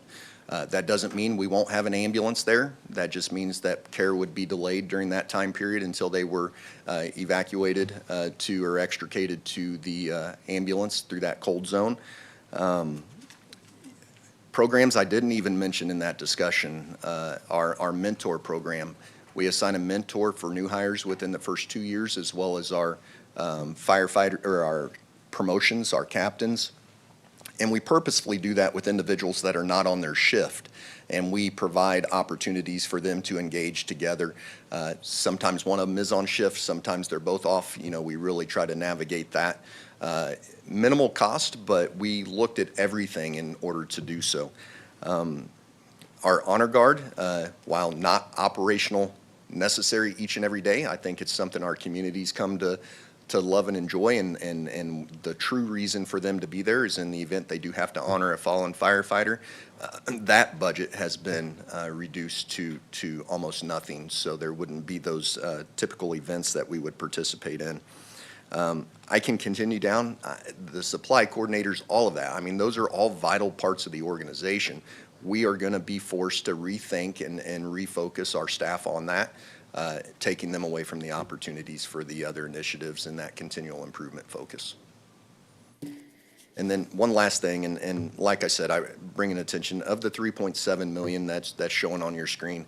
About 1.4 million of that is interdepartmental transfers. So knowing the contract impacts, you can start to see the impacts that it is taking on the organization itself.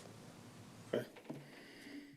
So you're thinking $750K gets you what could keep us really close to that accreditation? Based on our initial assessment, that's where we landed at, if that's the goal of the group. I do want to, be clear that we're not going to stop our community-driven strategic plan. We're not going to stop those initiatives. This really is that outside peer assessment process. The actual accreditation process itself is about $13,000, $14,000, I believe, is what we budgeted for travel of peer assessors in, and then us going to that hearing. I would really struggle to believe, based on several of the core competencies, that we would not be moved into a deferred status, even with getting to that minimum. Everything that's been established, we have to show that continual improvement, and it takes those budgets to support that. Okay. Thank you, Chief. I mean, I guess, Chief Forbes, I'd probably have the same question for you as far as, what, in your mind, what is a dollar amount that gets some of these functions we talked about, looking at the Citizen Police Academy, being able to do the booze barks and badges, those type of things. What's that dollar amount? Do you? Yeah, and I haven't actually sat down and calculated it. I think we're probably looking at, anywhere in the neighborhood of $30,000 to $40,000 just off the top of my head without doing any sort of calculation for those particular events. I will say the downtown foot patrols is probably the most expensive because it's recurring every single weekend, so that does not include that. That would make it appreciably more. Okay. I think that's all I have for the moment, Chair. If you want to chime in, I have a couple of questions too. So for Chief Forbes, since you're already up here, when you talk about that list of reductions and freezes and things like that, is there anything on there that is most concerning to you in terms of public safety? I know we're keeping the same number of officers and we're still going to keep trying to fill those positions, but is there anything on that list that you kind of gave us that you have strong concerns about?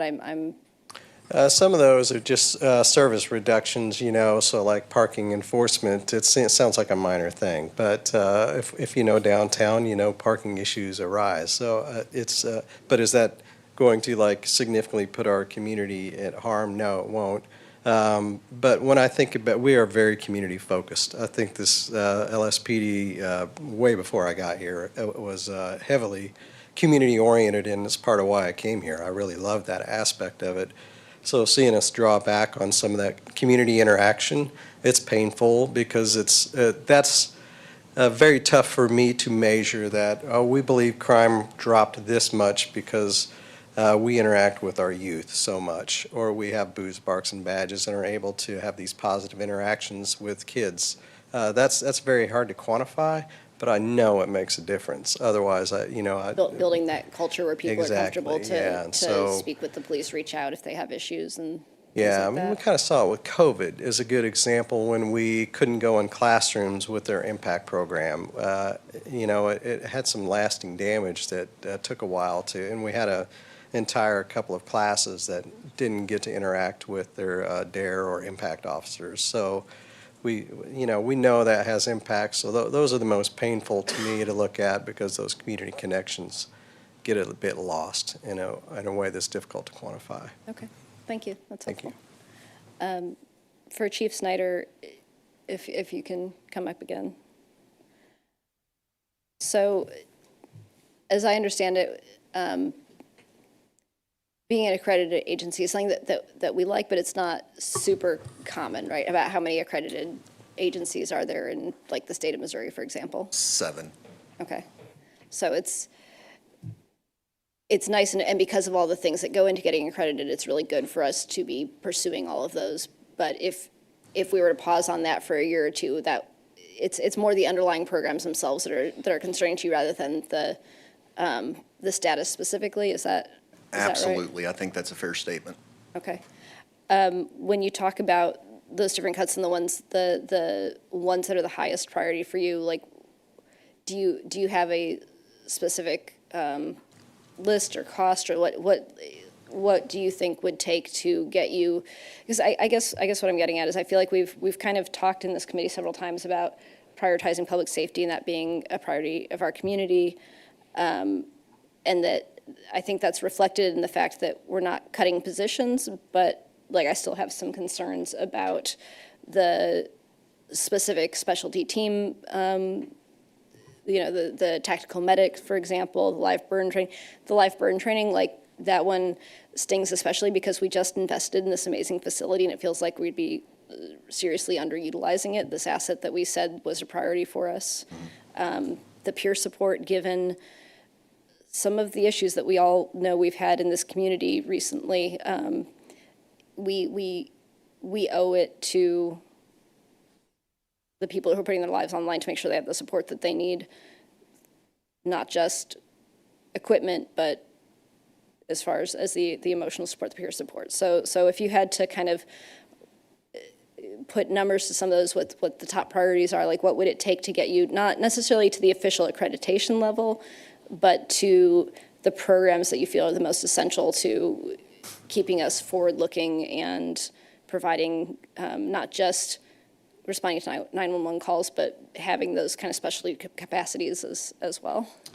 Yeah, so I have been thinking through that process for a while now, if there is opportunity that presents. And the programs that I identified 17 of the several, of the many that were reduced, and they were ones that I've specifically spoke to tonight. Based on our current budget reductions, that's right around $600,000.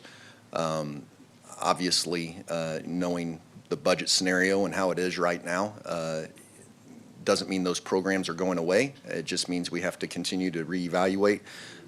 With that, I obviously have my priorities, so if 600,000 isn't there and then we were less than that, then I would just eliminate those items that are lower on the list. I don't know if that was clear enough for you, but 600,000 is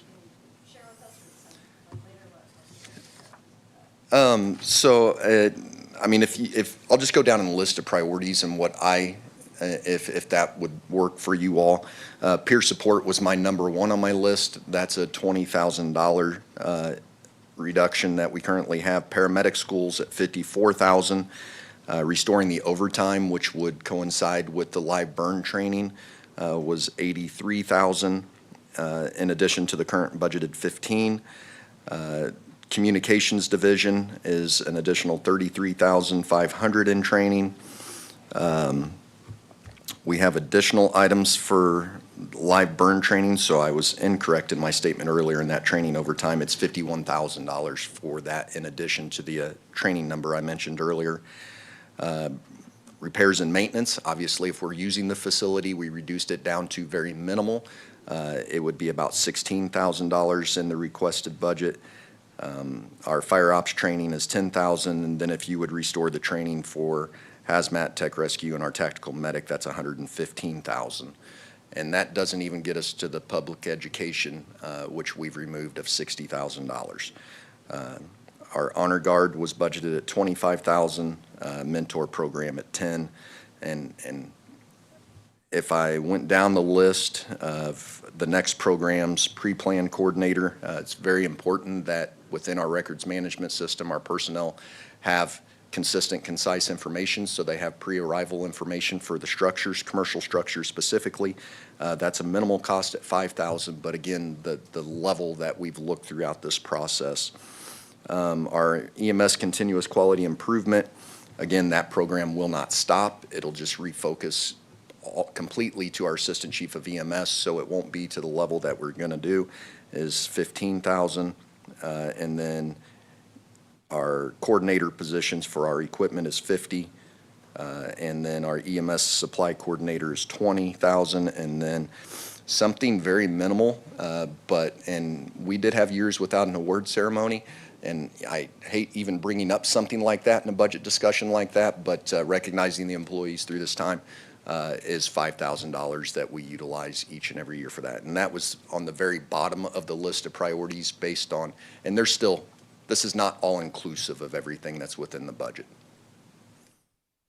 That total was $598,500. Okay. When you say some of the functions will get shifted onto your, I guess, upper level staff, assistant chiefs, that kind of thing,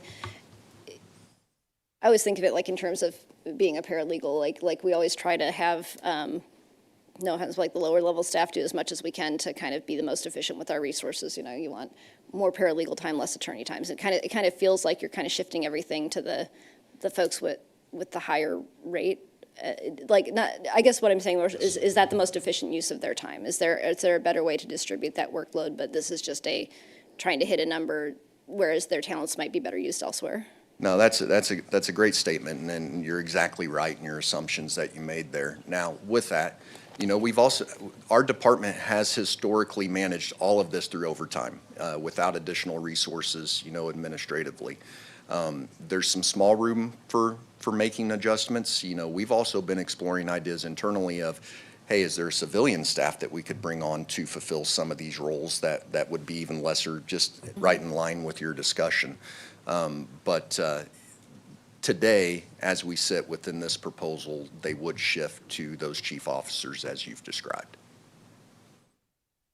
And then you talked about overtime and kind of the FMLA impact. So you think that might continue this year, but hopefully reduce in future years? You don't expect this level of overtime impacted by those particular circumstances going forward, or? I can say, if I could predict all the overtime exposure in the world, I'd be making a lot of money someplace. But based on the history of the organization and our experiences, we have definitely seen a drastic increase in that area.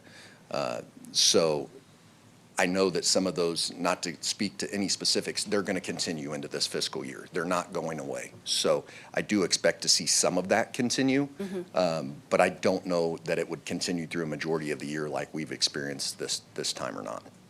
I guess part of why I ask is one of the things that we talked about at the top of this entire presentation was not making irreversible changes based on temporary uncertainty, and that kind of FMLA impacts feels like some temporary uncertainty that may resolve itself, and I hate to see us pare back some other really important programs to be solving for a number that hopefully is going to be improving, if not early in this fiscal year, maybe late in this fiscal year or next fiscal year. So, and just thinking about a lot of these programs that you talked about in terms of things like hazmat and tactical medic and things like that, if you cut them back now, is it harder to spin them back up in the future? If employees aren't engaged, it's kind of like the paramedic school analogy that I used earlier. You have them engaged in the process, you disengage them. Trying to get them re-engaged could prove to be difficult. It may not. I'm not saying that we're not going to have employees that are still hazmat techs and tech rescue techs. We just have to completely rethink, not do any training outside of our normal schedule, which I tell you is very, very difficult for us within the makeup of our organization. So we'll continue to work and try to keep them engaged. I just don't, I want to believe as your fire chief that yes, they would stay engaged, but it definitely will add a level of difficulty to it. Okay. I mean, I feel like I need feedback from the other committee members, but I do feel like some of these cuts are things that we ought to look at restoring in this budget, things like peer support, which is a pretty low dollar number, $20,000, but is vital not just in terms of the exact service being provided, but also in terms of the message that we're sending to our employees about how we value not just their physical health, but their mental health. The live burn training, given the amount that we've invested in that facility, it just seems wrong to me not to be fully utilizing it. Things like tactical medics, where that's the safety of our police officers in hot zones, as you put it, in SWAT situations, to be able to give them the fastest response. There's just a lot in here that I understand that we're all doing what we can across this organization to hit a balanced budget, but that when we talk about protecting public safety, to me, a lot of this still falls under that umbrella. So I would really look to the members of this committee to talk about your thoughts on that, of how we prioritize. I mean, there are things in there like, I would love to be back in the schools, but maybe that waits a year. Like what on this list do you feel like is something that we should really be looking at at least for the time being, keeping the budget as we deal with kind of the uncertainty with the overtime situation and making sure that we're not shifting too much work upwards rather than at kind of the level where it's most efficiently done. So I would love to hear y'all's input on that. Councilmember Carlisle, please. Thank you. I just have a couple of questions, Chief. So the EMS school you're talking about, how often does that happen per year? Just once? Can you, EMS school? Oh, paramedic school? Yeah. So typically, there's 2 classes that start each year. It Okay. depends on our provider, obviously, since it's not provided by us.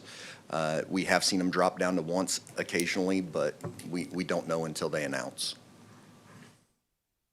So that's not even something you can plan. It's just once they announce when they're going to be, that's when you can I don't offer know them if up? Chief York is in the room. They usually have a early December. Yeah, can you come to the microphone just so we have you on record? Dave York, Assistant Fire Chief. So they typically will run a January cohort and then a late fall, depending on how the classes run. They try to have them alternate, like a Monday, Tuesday, Wednesday, Thursday throughout the year. Runs about 18 to 24 months. Okay. So they do it 2 days a week and it takes 2 years to get through it, Almost, yeah. basically? Okay. Mhm. Thank you.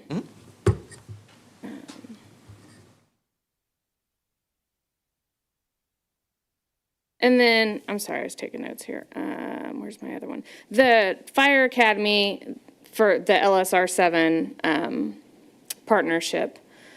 So that's over, is that the one that's over off of, behind the PD kind of, what's that road called? I forget. Right behind the PD.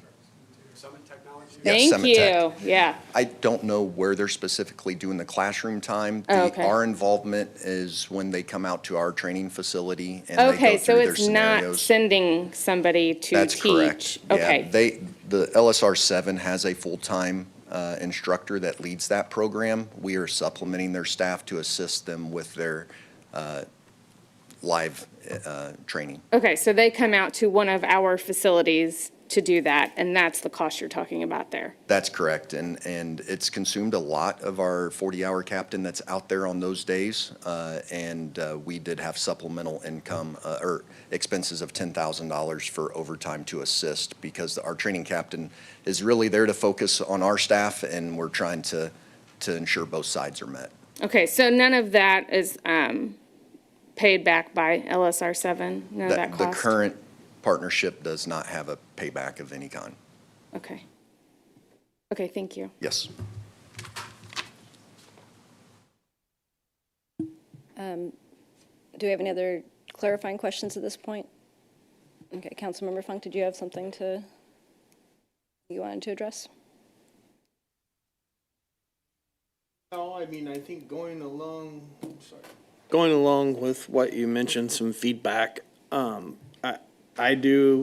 we set out to have our focus on public safety, and it's no, in my mind, I want to make it clear to everybody that's here, it's no discredit to any other department and operational organization that we have here that we're focused on public safety. That's a big thing we get from our community.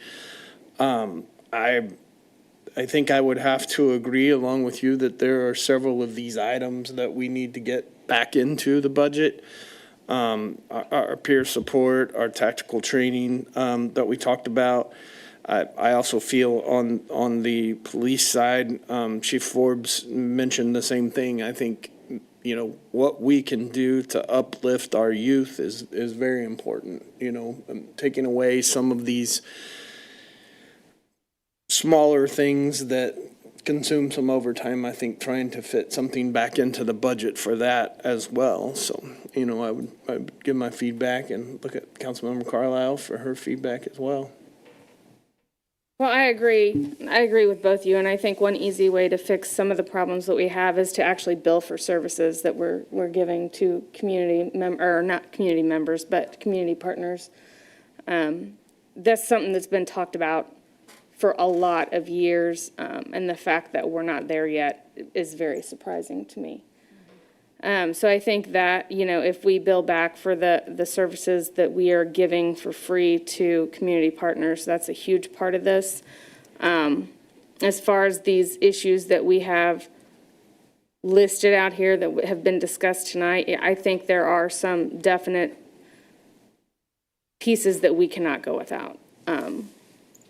And those we'll just have to find a way to fit back in.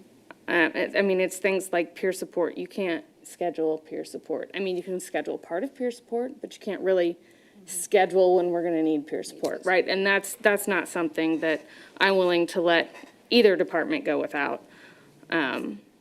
So that's a very important one that we can't bill back for, that I think needs to be added back in.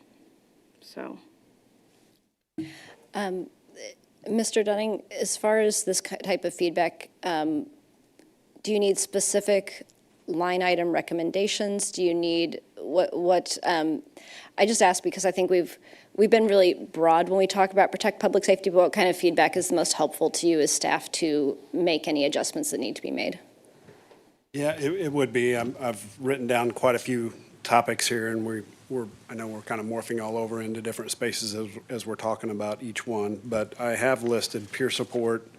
When I hear the term tactical training, that can include a lot of different things. I heard, TAC medic, hazmat, a lot of different things there, and then just overall youth program so far. Of course, the LSR7 program as well.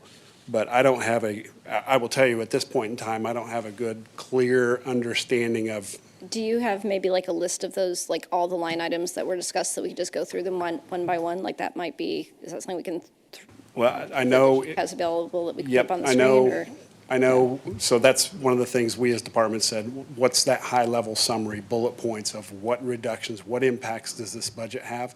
I didn't bring those specifically with me, but I think, well, I know Chief does, because that's probably what he's referencing. I don't know if Chief Forbes, yours was more general, I think. If it'd be helpful to go through those and just say priority or not. Like, I think we need to have that level of clarity and to come to consensus as a committee on each item. And I know, like, I hate to be this level of micromanaging, but I think it would be the most helpful for you to have that level of clarity as well. So we're hitting the targets, right? Right. So however you want to structure that conversation. And while you guys are talking, Councilmember Carlisle, would you like to request the Mayor Pro Tem to assign chargebacks for services to this committee as a discussion topic this year? Absolutely. Is it Because- only this committee that talks about it? I don't know. I think we've talked about it in numerous committees Yeah. before. Would you- I know at least two.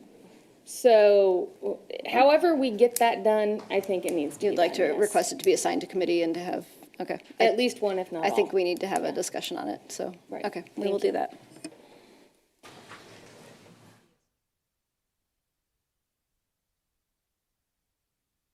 Okay, let's try this.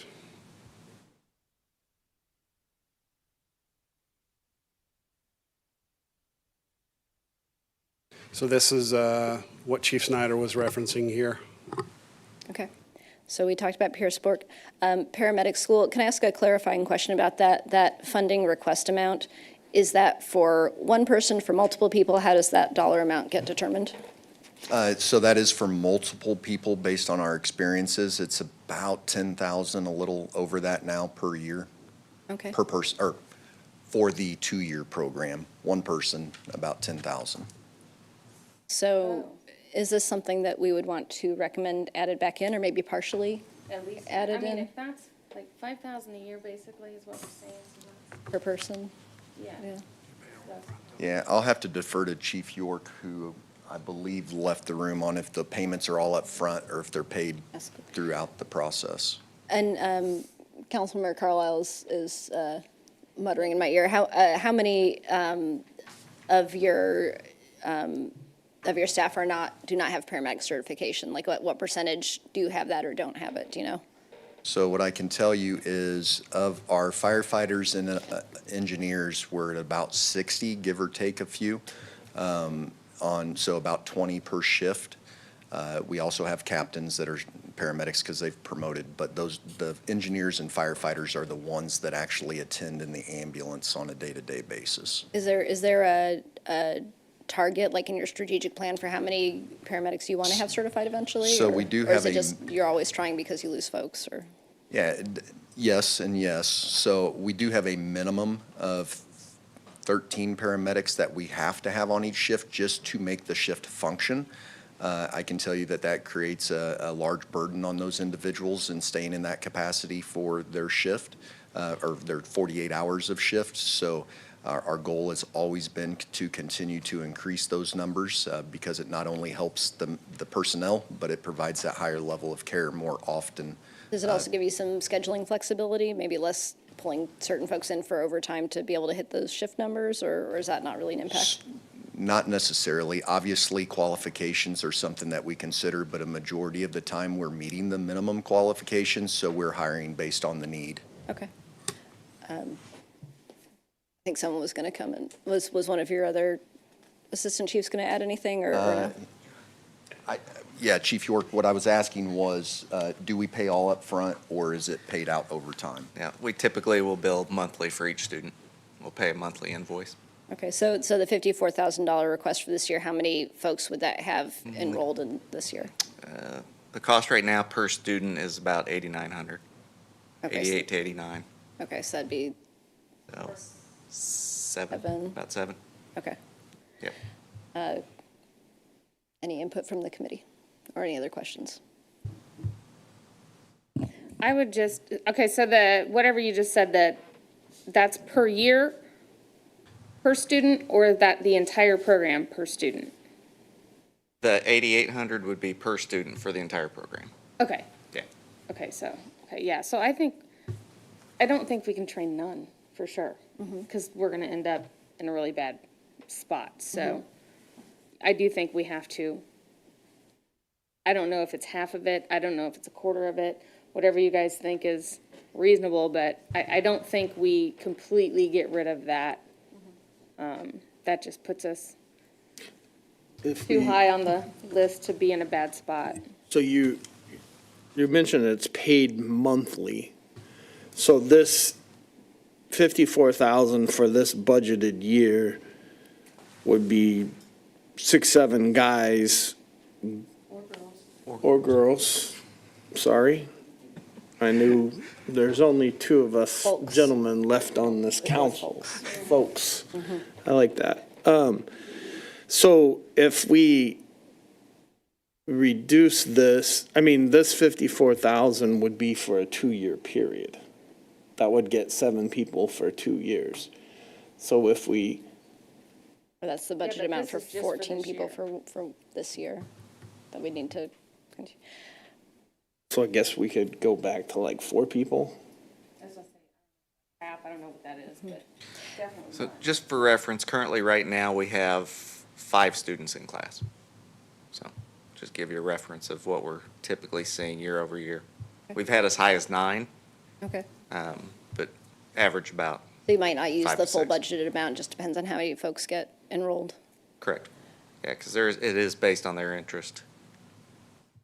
I mean, I'd be inclined to restore the full amount, knowing that if we're lucky, everybody wants to take advantage of it, but there's a good chance that it won't all get used. But if you guys feel more comfortable at half, I'm really just looking for input. I mean, I for would say we recommendation. restore the full amount, and what doesn't get used, we win.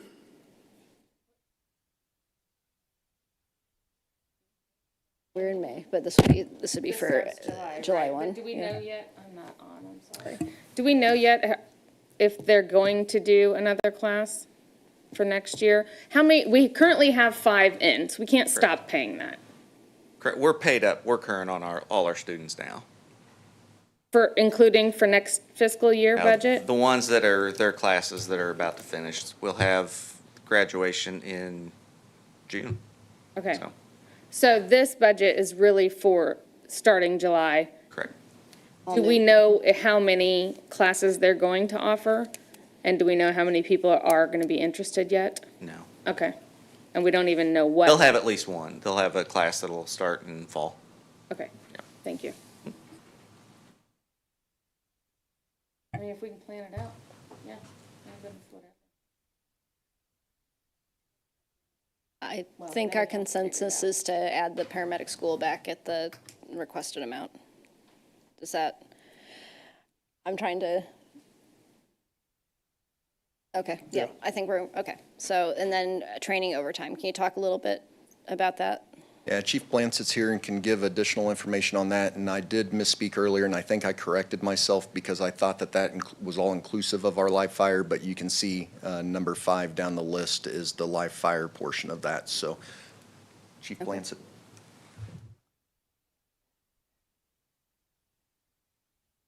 Wes Blancet, Assistant Chief. Just normally throughout the year, we have overtime for training that goes on throughout the year. We have specialty people that teach certain things. That also includes our recruit. When we have new recruits come in, we have those people come in on overtime to teach whatever skills they're most proficient in. So we try to leverage our experts or our subject matter experts for that training overtime. I know me and the captain of training, we will teach as much as possible, but there are some gaps that we try to fill in with that overtime. With the actual burn tower, we have a regulation that states you have to have certain people in those positions that are qualified as burn instructors, and it takes about 7 burn instructors each iteration. And with overtime, it's about $2,000 per iteration. We do 12 iterations a year minimum. So, and again, that's recruit training and R7 training as well. So for this specific line item, the difference between the current budget amount of 15,000 and the requested 98,000, what's the difference in ability and service level between those two numbers? It's just a great reduction of trying to scale back any overtime training that we do. So we're scaling back any overtime to just do on shift, and that would be 15,000 plus outside schools that we can send people to. Mm-hmm. That's also included at 98,000. Whether it's instructor development or sending people to get specialty training in that stuff, so they can come back and be instructors later. Okay. Do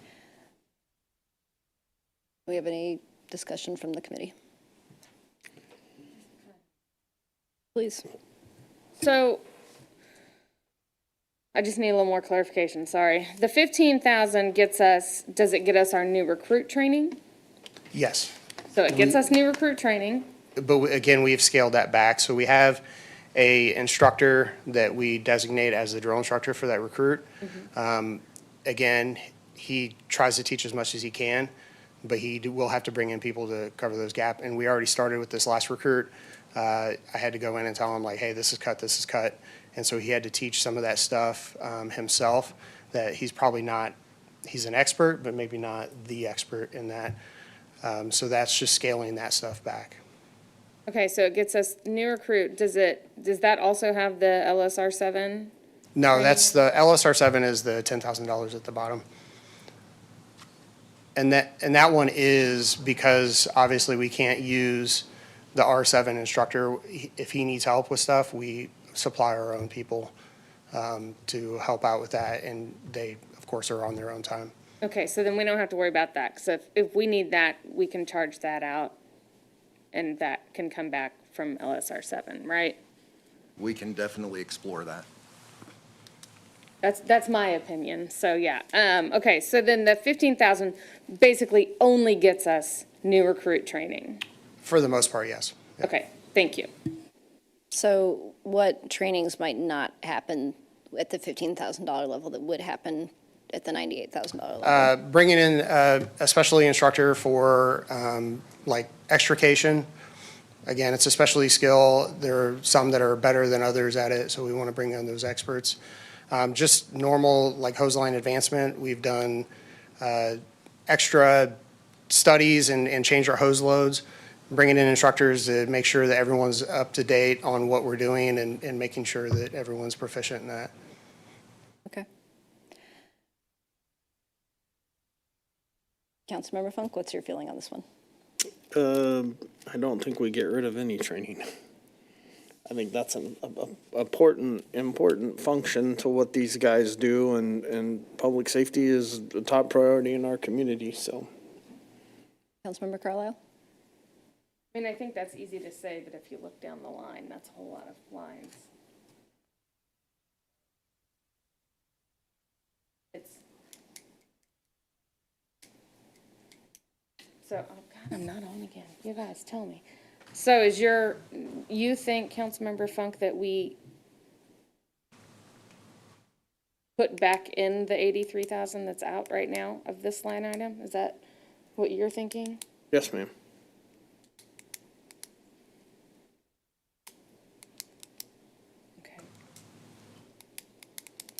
I mean, look, I am not opposed to putting any of this back. Are we still gonna say we have to, no matter what the end result is, that this budget has to be all in with the money that we take in next year? Is that what we're saying still? Or are we saying, I don't think that we've seen the entire presentation for the budget yet, right? Mr. Dunning? There's still more beyond this, yeah. Yep, you've only seen general fund thus far. We still got public safety and then all the other funds. Okay, so what I would say is I would not be opposed to adding any of this back, but if we are going to tell Mr. Dunning that he has to give us a balanced budget at the end of it, then we also have to tell him, okay, we're putting this money back in it, this is where we're going to take it out. So I think that would maybe be a question to Mr. Dunning as we're going through this exercise. If we get to the end of this and we've given you a direction to add $500,000 back into this budget, what are your next steps to solve that equation if we say that if we don't want to dip into fund balance to manage this? Yep, just in looking at these items, they're not one-time, right? Shouldn't rely on one-time funds to fund ongoing programs. We're in continued then service level reductions to get it to a balanced budget. Okay, so that would be in addition to what I've already presented. Right, so that would be going back and digging deeper out of the other areas. Yep. I think that's probably the right call because we don't want to start having recurring expenses that we don't have recurring revenues for. It is a policy decision, though, that we can make a recommendation on, especially since these are all public safety. They could come out of the public safety sales tax fund balance as well.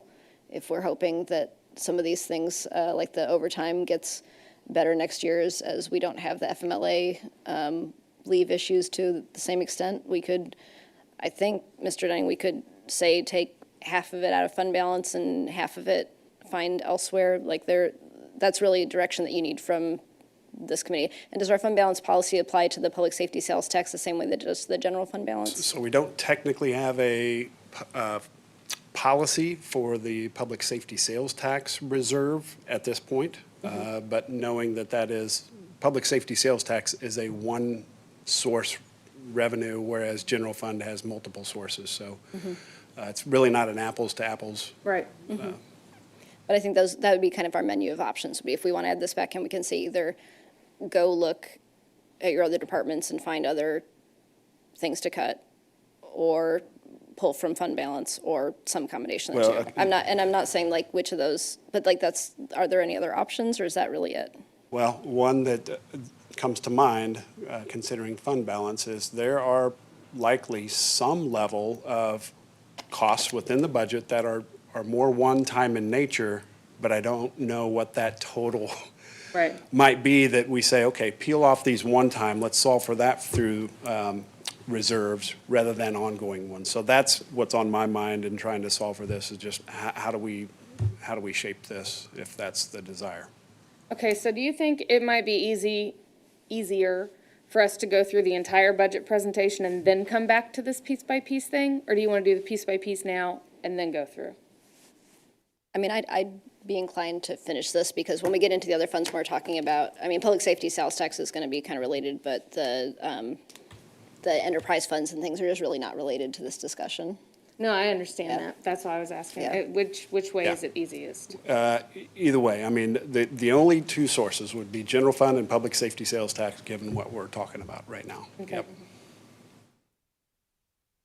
Or the reserves. Yeah. So I think what I would like to do is to go through this list and then go through the public safety sales tax presentation, and then maybe come back and say, given the total dollar number that you're trying to solve for, let's have some policy guidance about what mix of looking for one-time expenses that you can charge to reserves to free up some some revenues, or pulling a portion from one of the other fund balance. Let's kind of figure this out, then see what we'll look through at public safety sales tax and see what that's projecting, and then maybe come back and talk about the revenue at the end. Does that work for everyone? Yep. Okay. I just have one request, Chief. Could you push that up a little bit so I can see the, Which ways? like, what all is in there? Oh, Oh, okay, that goes way far, okay. Yeah. Okay.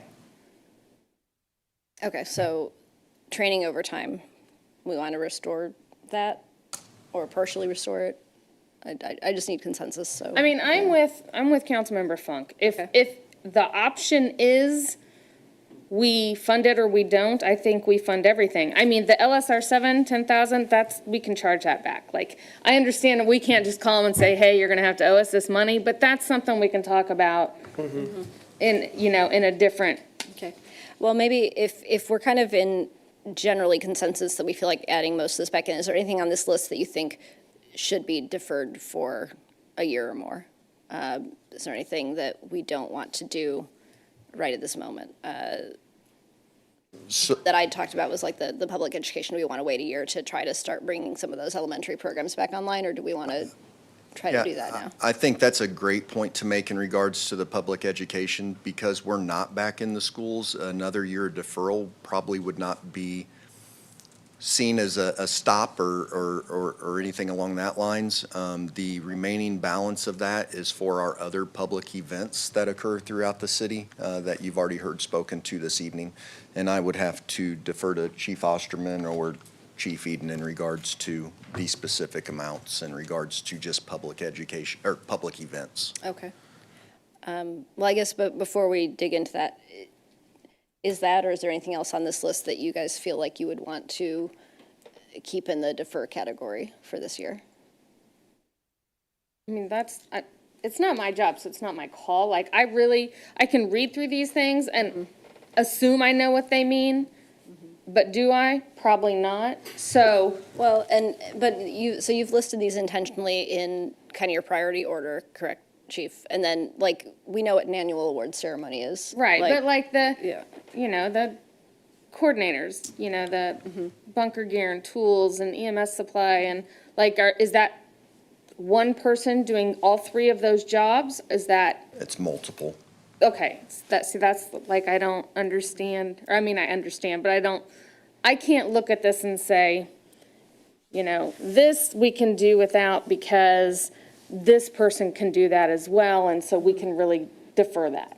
I mean, to a large extent, we are relying on your expertise of how your department runs. Right. To a smaller extent, we are saying, do we want to prioritize things like community outreach, like being in the schools and being at community events? Do we want to prioritize an awards ceremony that recognizes the work of our firefighters? And just to say that a lot of this is about specifics of how you staff your agency, but some of it is what are our priorities? Do we as a community want to say that we will, in this difficult year, still want to fund things like Honor Guard and awards ceremony and things that are not completely essential to day-to-day operations and emergency preparedness, but are important to morale and community outreach and community relations? And I think that's kind of some of the feedback that I'm looking for from you guys is do we want to prioritize? Because I personally think a lot of this is really important, and that these public relationships are really important. We are telling our other departments, though, to cut back on their outreach. So how do we want to balance this?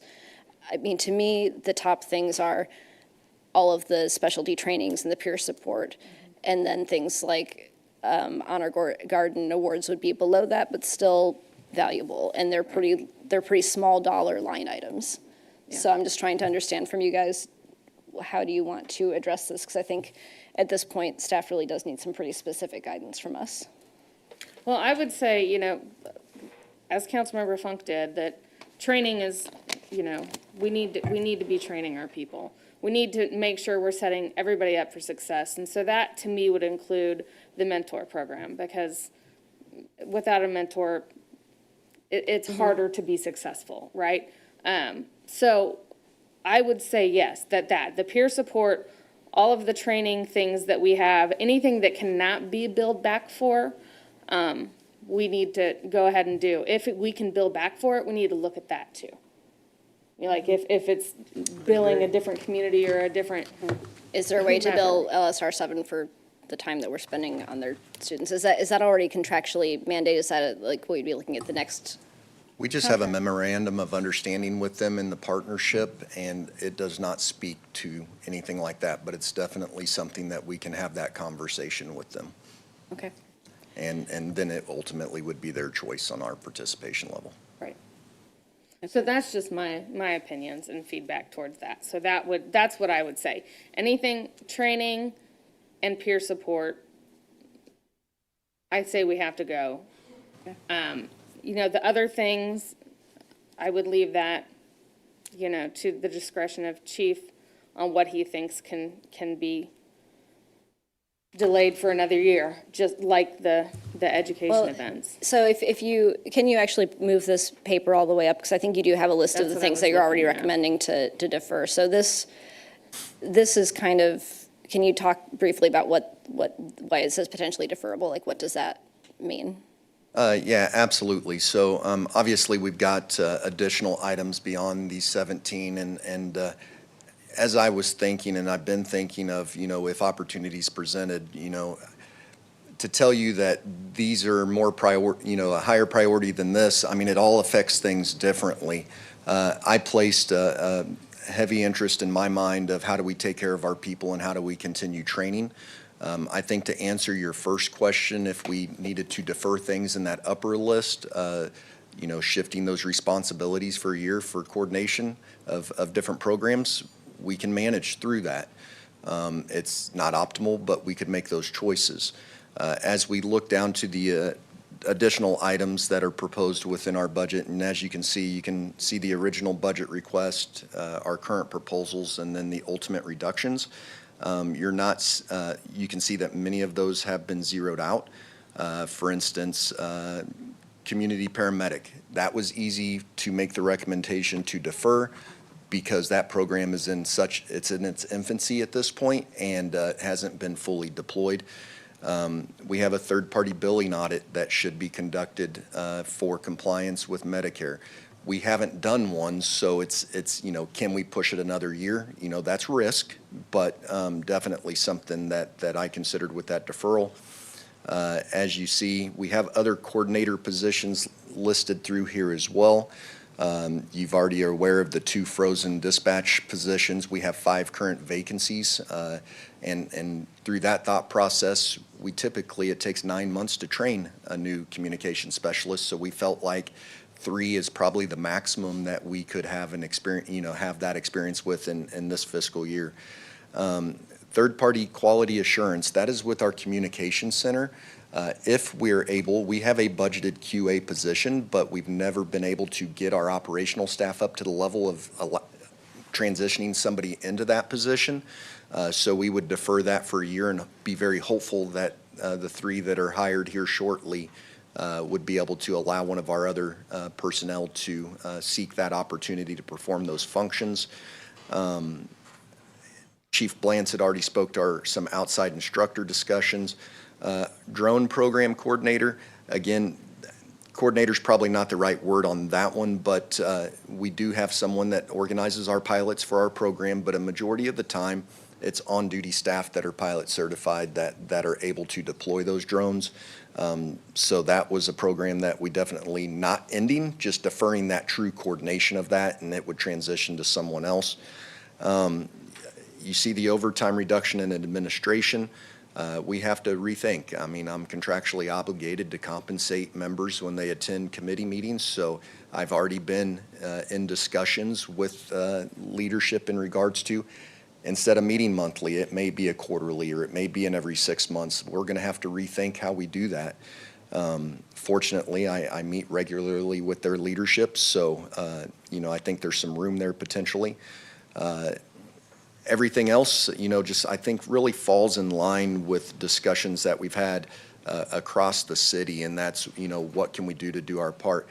I look at FF&E, under support services. We have to replace stoves. We have to replace refrigerators and items like that as they break. And we budget based off experiences, and we're taking a risk, but we're hopeful that, maybe this is a good year in regards to that. We did have some required radio programming, so you don't see a full reduction to that line item. We had some one-time final projects within fire stations 2 and 6. It's the last ones that have exterior camera capabilities. And then we were going to upgrade locks at Station 1, since that facility we believe will still be online for the next couple of years. It's the last one that's not on the same system. It's just an inconvenience. We carry 2 different cards and go about our day. Looking at everything else, it was really just trying to look at our experiences and see where we could make those reductions to meet these exercises. Thank you. So it looks like the total number at the bottom there is the 900,000. So is that saying, like, if you were to restore those things at the top, you'd still be cutting 900,000 compared to your original requested budget? That's correct. That's what I'm trying to demonstrate and show through that. Okay. I just want to make sure we all are on the same page. So those are kind of the things where you've already taken out, not that you couldn't take out these other things, because that's what's in the current proposed budget, but these are what you consider to be the lower priority for this year at least. Absolutely. And is yes. that LSR 7 Academy support, is that 10,000 that's written in up here? That's correct. Okay, so that might be a good one to say, either find a way to bill it to LSR 7 or it needs to wait a year. Yeah, okay. Can we go back up to the top here? And thank you for the amount of time that you're spending on this. This is, I know, very detailed. Given all that, I guess I really want to see all this added back in. I do feel like with all the cuts that we're seeing at the bottom, like, this is not like we're saying absolutely no changes to what we want to see in the fire department, but that we are still trying to prioritize training and peer support and some of the community outreach that is things like prevention, that is, preventing future incidents through some of that outreach. It is still a big number, but I think I would like to see these items added back into the budget. Do we have anything else that you guys feel like you would not want to see in this list right now that we should defer a year?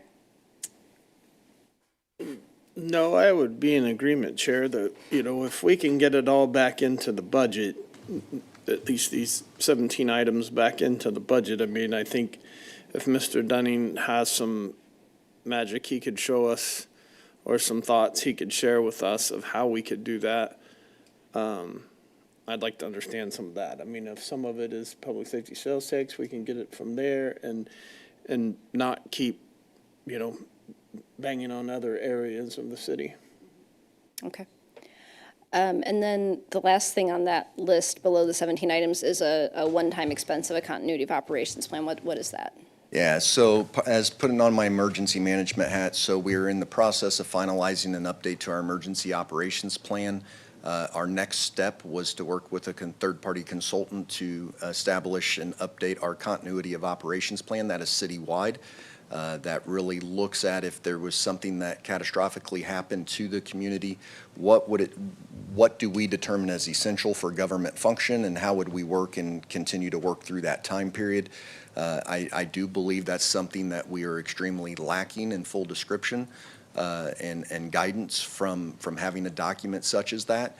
I personally have experienced creating one of those individually as an internal member of a city, and highly recommend the use of that third party because the discussions are so detailed in regards to establishing essential versus non-essential. And every one of us believes our employees are essential, but you have to really evaluate what are those core functions of government that needs to occur, and how can you manage those through the most difficult time in your community. Okay. That is the estimate that we were provided if we would continue services with our third party that's completing our emergency operations plan update. Okay. So I think with something that is really was specifically a one-time expense like that, I think that would make a lot of sense from fund balance, possibly the public safety sales tax fund balance, which I think we'll get to in just a minute, but is around 7 million, am I right? Yes. Okay.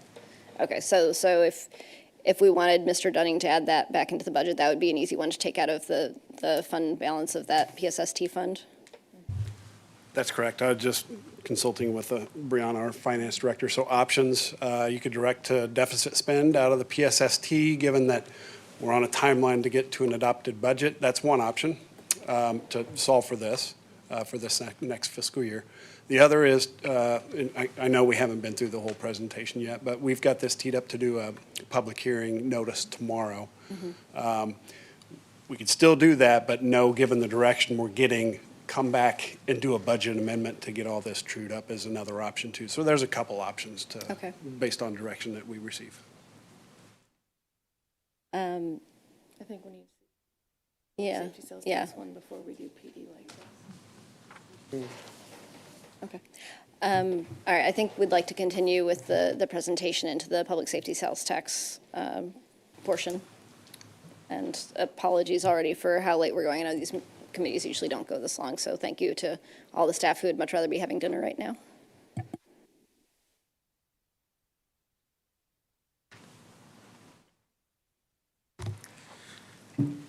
Okay, looking at public safety sales tax, this is the tax revenue that we have projected for PSST, about $14.8 million. Again, similar trend to what we're seeing with the general fund overall. And then this is a look at the public safety sales tax expense trend. Again, we are presenting at this point a balanced budget for PSST. I will note with public safety, if you look at the combined PSST plus general fund, it is about $78 million for FY27, which is about equivalent to our entire general fund just about 5 years ago. So it is a significant number. You can see that personnel is the largest component of this. It's kind of hard to make year-to-year comparisons with PSST because we've had so many one-time funds and one-time purchases, but here you can see the comparison from FY26 to FY27. Again, we did deficit spend going into the FY26 year, so that is why you see the budget change going down. It's actually going up because we were presenting a balanced budget with this year. But the biggest chunk there is in personnel. And this just highlights that 80% of it is personnel. The other largest percent is transfers out. That is the same as general fund. It's property liability insurance, it's work comp. It's also PSERP payment for Axon contracts. And just to provide a little bit of context too with PSST and general fund. So the year before PSST was approved, we were at $44.4 million. As I mentioned, this one is almost $78 million. So we've added $32 million to public safety in 5 budget cycles, just for some context there. And now I will pass it over to Rick Gentry, who will go over the rest of the special revenue funds.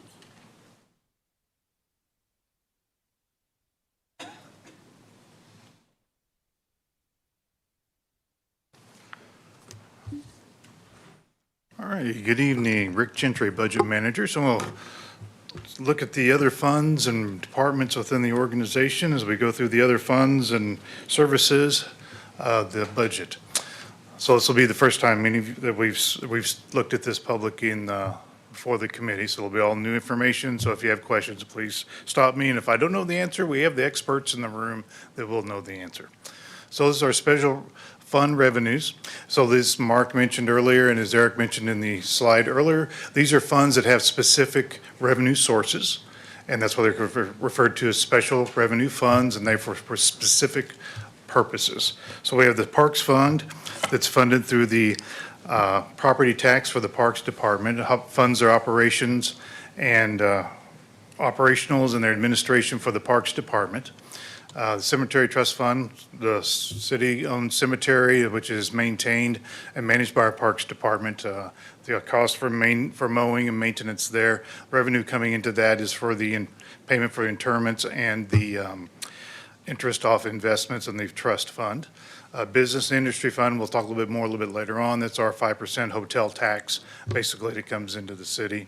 Public Safety Sales Tax, that Eric just went over. Road and Bridge Fund, that's excise tax that's charged to new development. And I'm sorry, this is an escrow one. This Road and Bridge excise next, coming up next. It's just a small fund that's taken in donations and contributions for road and bridge projects. Green Street's a new fund for this year. It's operational, the property across the street here. And then our grants, contracts, and settlements. What we did for FY26, we consolidated, we used to have the Violence Against Women Act Fund, we used to have the CDBG Fund, and a grants fund. So those have all been consolidated into a single fund, the Grants and Settlements Fund for that. So that will be the combination of those. And that's the revenues coming in through grants earned through the local, federal, and state level. Mr. Gentry, just for clarification on the Parks Fund, is that property tax or sales tax? This is the property tax. Okay. Yeah, property Thank tax. you. So that was the kind of look at the trends. This is kind of a comparison from FY26 going to FY27 and differences there. Parks looks like it's a big jump, but they have they had some large project in FY26, and they also have a large project added depreciation into the budget this year. So you back those two items out, their operational expenses are actually going up about 3.5% this year. Cemetery Trust Fund, they just had some reshuffling of some staff time there, the cost and expenses with the some of their services. Business and Industry, the increase there is just the increase in the PSAs going in from 26 to 27. Those all have increases built into them. Public Safety Sales Tax, we've already talked about. Road and Bridge Fund, we did an amendment last year for this fund, and they have not expended that this year. That's through I think it was Eagle Creek, I believe, project. For one of the parks projects that helping contribute to that. Green Street, in the operational cost. There are some costs that have come in that are ongoing costs that are actually less than what we thought, but some of their operational costs, obviously everything else, services, utilities are going up. So we're seeing a modest increase in their budget there for 27. And then grants, this is based upon we know CDBG, we've been notified how much we got there, an estimate on how much we will have for VAWA, as well as some of our smaller grants that we charge here for staff time for police that monitor. We get grants through the highway MoDOT for the police officers to be in those construction areas. When there's construction there, that's on overtime, and that's reimbursed through MoDOT grants. So those types of things are what's in that grants and settlements at this time. So that'll probably grow throughout the year through amendment process as we are awarded additional grants. Business Industry Fund. So this is a look back, the FY24 actuals, 25 actuals, FY26 budget, and proposed budget. You can see the increase there for the downtown Main Street, Lee Summit Economic Development Council, and the Lee Summit Visitors Bureau. That's the 3 years. So we are entering the third and final year of the current agreements. So that'll probably be something to come up this next year will be the renewal and discussion what the plan is to move forward with those 3 agreements with those organizations. The 30,000 up there and other, that's for the Placer or Pacer. The Placer or Pacer? Placer. That is a software that monitors foot traffic around around the city of Lee Summit, and that's a tool that is available. That data is available to request through the city for our business partners within the city. And then this is just an overall statement of our revenues coming in. Revenues actually coming in a little bit stronger in FY26. I think year to date we're about 6.8 $680,000. That'll project out to about $850,000 for FY '26 by the time we hit the end of the year, so there. Can you go back for 1 second? So, just to touch on briefly, since this comes up pretty often. So right now, we're proposing a budget that's running a $268,000 deficit for B&I fund that's being funded out of the fund balance that was kind of planned based on these PSAs, right? So if, we're gonna have to renegotiate these, but at this point, we've still got about 3 or 4 years of runway in that fund balance. Is that about right, if we were to continue at the current funding levels? Yes, we do. The revenues are coming in stronger, and we still have some new hotels coming online, some nice hotels coming online, and then the tax is based upon a % of gross receipts. So the higher-end hotels, there'll obviously be more revenue we up off that. So we'll be monitoring and watching that closely. So hopefully by mid-year, if those new hotels come online, we'll kind of have some idea of what we're going to be anticipating And we'll going have forward. more full discussions when it's time to start discussing those PSAs. But just for clarity, at this point, we are deficit spending in a planned way, but this fund isn't about to go bankrupt in the next year to 2 years, but it's something that we're gonna have to look really seriously about in the next 3 to 4 years. Yes. Right? Okay. Yes. So we, probably by then we get to the next group, series of contracts, yes, then we Really start. looking at more significantly. Yeah. Because the revenues have been coming in much stronger and better each year on this. Okay, Yes. great, thank you. And again, just for record, that was a planned spend down that the committee and council approved to move forward on. So economic development funds, these used to be multiple funds, and when we transitioned to Workday, we put these into one fund and created new work tags to track all the revenues and expenses that come with. So this is our TIFs and EATs expenses, CIDs, the community improvement districts, transportation districts, those are strictly pass-throughs. So they are just going and the city takes an administrative fee. This is the realization of the city's part of that when we pay out, we collect pilots, property tax comes in, sales tax comes in for EATs. So that's that 50% when you do a reimbursement for the city's part on the sales tax. That's that 50% that goes back to the developers, what you're seeing here. We collect the full sales tax, and then we turn around, and this is the part we're paying back, so. So based on a negotiated agreement as part of our Correct. economic development Yeah. strategy, we collect revenues from these developments, and then we parcel them out for whatever the incentive, for reimbursement of approved expenses or things like that. But this is not $8 million of general fund revenue that's going to a developer. This is an accounting of those revenues coming in and then being a pass-through to go back out, correct? Correct. This is accounting for that part that goes back to the developer. Yes, the city, we collect all our money, and this is just the part through each agreement. Each one of these has a unique agreement and stages and plans, so yes, these have all been through the council for approval, yes. And I think we do have, we've accounted for Oldham Village, which will be coming on this year, and actually, we probably have a few small transactions to them, so yes. There. The next is the capital project funds. This is our trend over the last 2 years and the current year budget and the proposed budget for '27. This is based upon the CIP plan that's gone through committees and will be coming forward to council along with the budget at the June 2nd meeting when we do the public hearing. So if you have any questions, like Mr. Park and Mr. Thorne and others are here they can answer questions if you have any questions about the CIP. If not, you can have those at the June meeting.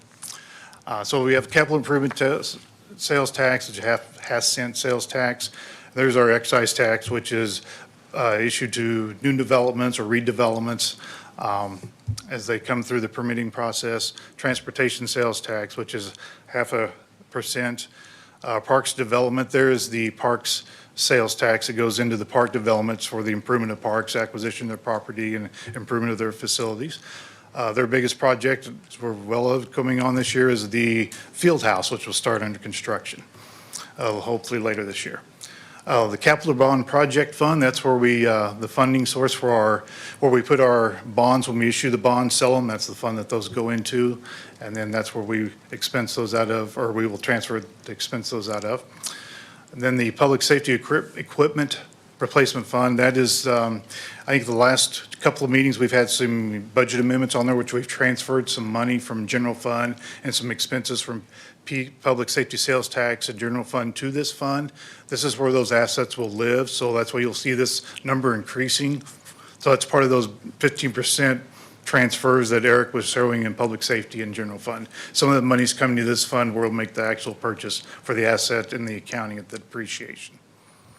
And then on the one right above that, the capital project fund, that $400,000 for the monument project. That's already underway. We got some of the money's been encumbered for some fees and things on that. So that is a project that is underway at this time. The next group of funds, the water tap fund and the wastewater tap fund, that's when someone, new business comes in, development, you're wanting to connect to our water or sewer, you have to pay a fee. Those fees are collected at the time they go through the permitting process and development. Water and wastewater construction, those are our construction replacement, update of the water infrastructure and wastewater infrastructure. That's part of the water utility bill. That's part of the, when you pay your water bill, sewer bill, that goes towards, it gets transferred over from the water operations fund to the wastewater and water construction. Water replacement fund, that's for their large pieces of equipment, whether it's a pump, it could be valves, it could be pipe. It's when they repaint the water towers. That's where those things are, where they maintain their equipment and do the replacement. That's done out of that fund. Airport construction. So this is the fund when we pay for construction activity out at the airport. So those are things that would include recently Hangar 2 was funded by the no tax increase bond project. They also have the new terminal and the future project of the new tower coming online. Major resources of funding for that are the transportation sales tax, and then they also qualify for many federal funds, state and federal money to come through to help fund those projects. The next four line items there, these are new. That's why you don't see any values there in the past. You'll probably see them on an amendment coming up here before too long as we kind of close out, get ready to close out FY26. This is part of our accounting and the way we're structuring things to help the departments. Long-term goal is to help better accounting, know what their fund balances are in these funds up above, because that's where the revenue goes in. And then we'll have the expenses coming out here and they'll come and kind of clear out. So we do need spending authority in these funds, and that's why you'll see them come forward on an amendment later this year for FY26. So it's just part of the accounting and that we'll be cleaning up. So if you kind of you see the $248 million for project funds totals, that's the total authorization, but the real money spent, you take about $80,000 off that to see what the actual money is actually going out the door. So, couple of things on this. So we see a lot of volatility year to year in these different categories. I understand, am I right, that a lot of it has to do with just when projects are specifically being budgeted for, that it's not that we're all over the place, it's that we have this 5-year plan, and some years we're spending more on wastewater taps, and some years we're spending more on specific projects at the airport, so that's just kind of understood. Yes. That sometimes yes, you're correct. You're absolutely correct, Chair. It depends on what's included in the CIP, and sometimes projects might get delayed due to things are beyond the city's control. And then sometimes a project might get moved up because of things, the opportunities and opportunity costs. So there is very volatile from year to year, and it also depends on our weather and the construction season, long or short. Sure. Yes. And then the total amount, that $248 million, that is like over double what our general fund is, but as I think Mr. Dunning kind of said at the top, that these are funds we have a lot less discretion over in terms of they have to be used for very specific purposes, so it's still a lot of money, and we're very careful with our bid process and all that. We just don't spend as much time talking about it as a council because it's dedicated for this purpose, and there's really not a lot of discretion there, right? Correct. Okay. Correct. Thank you. Yeah. The next slide is our general obligation debt service fund. So when the voters approve the authorization to issue debt for projects, general obligation bonds, the city is required to set up a separate fund for and a separate levy for to pay off that debt. So this is our general obligation debt service fund. So you can see our actuals, expenditures, revenues, and expenditures for the past few years. So when we issue the bonds at that time, a debt schedule is set, and we know when we pay our interest and our interest plus debt, our interest with principal payments. So that schedule is planned out, so we make sure we don't spend in deficit, spend the balance of the fund. That also helps us determine and set our tax levy. So we go through there. So you can see the fluctuation in the expenditures. That's because certain years have larger payments from principal and some years have smaller payments. So our enterprise funds, these are the ones that set up, operate as a business to where they try to recover their cost and operate and break even. So our water and wastewater fund, you can see there, 4s, 25s, and 26 budgets, and 27, as you see that increase through there. They are experiencing increases just like everyone else, and their water providers and independents in Kansas City are raising their rates as well for the water. So in their proposed budget of $70 million, approximately half of that is just transfers, and some of that transfer is to help pay for the insurance and things as the other departments and other funds pay. But a lot of it goes to their construction, about $35 million that's going to their various construction funds. And then they also pay about, of that $70 million, about 24 million of that is for the water and the sewer services. So they purchase the water from City of Independence, Kansas City, Missouri, and then that's still Little Blue Valley and others that they pay for sewer services. And so the balance of that would then be their operational expenses.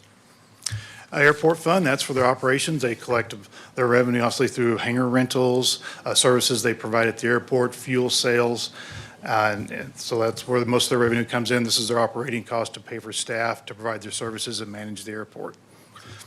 The Parks and Recreation Fund, this is, we used to have all the community centers broken into separate funds. We transitioned this year, we combined those all into one fund.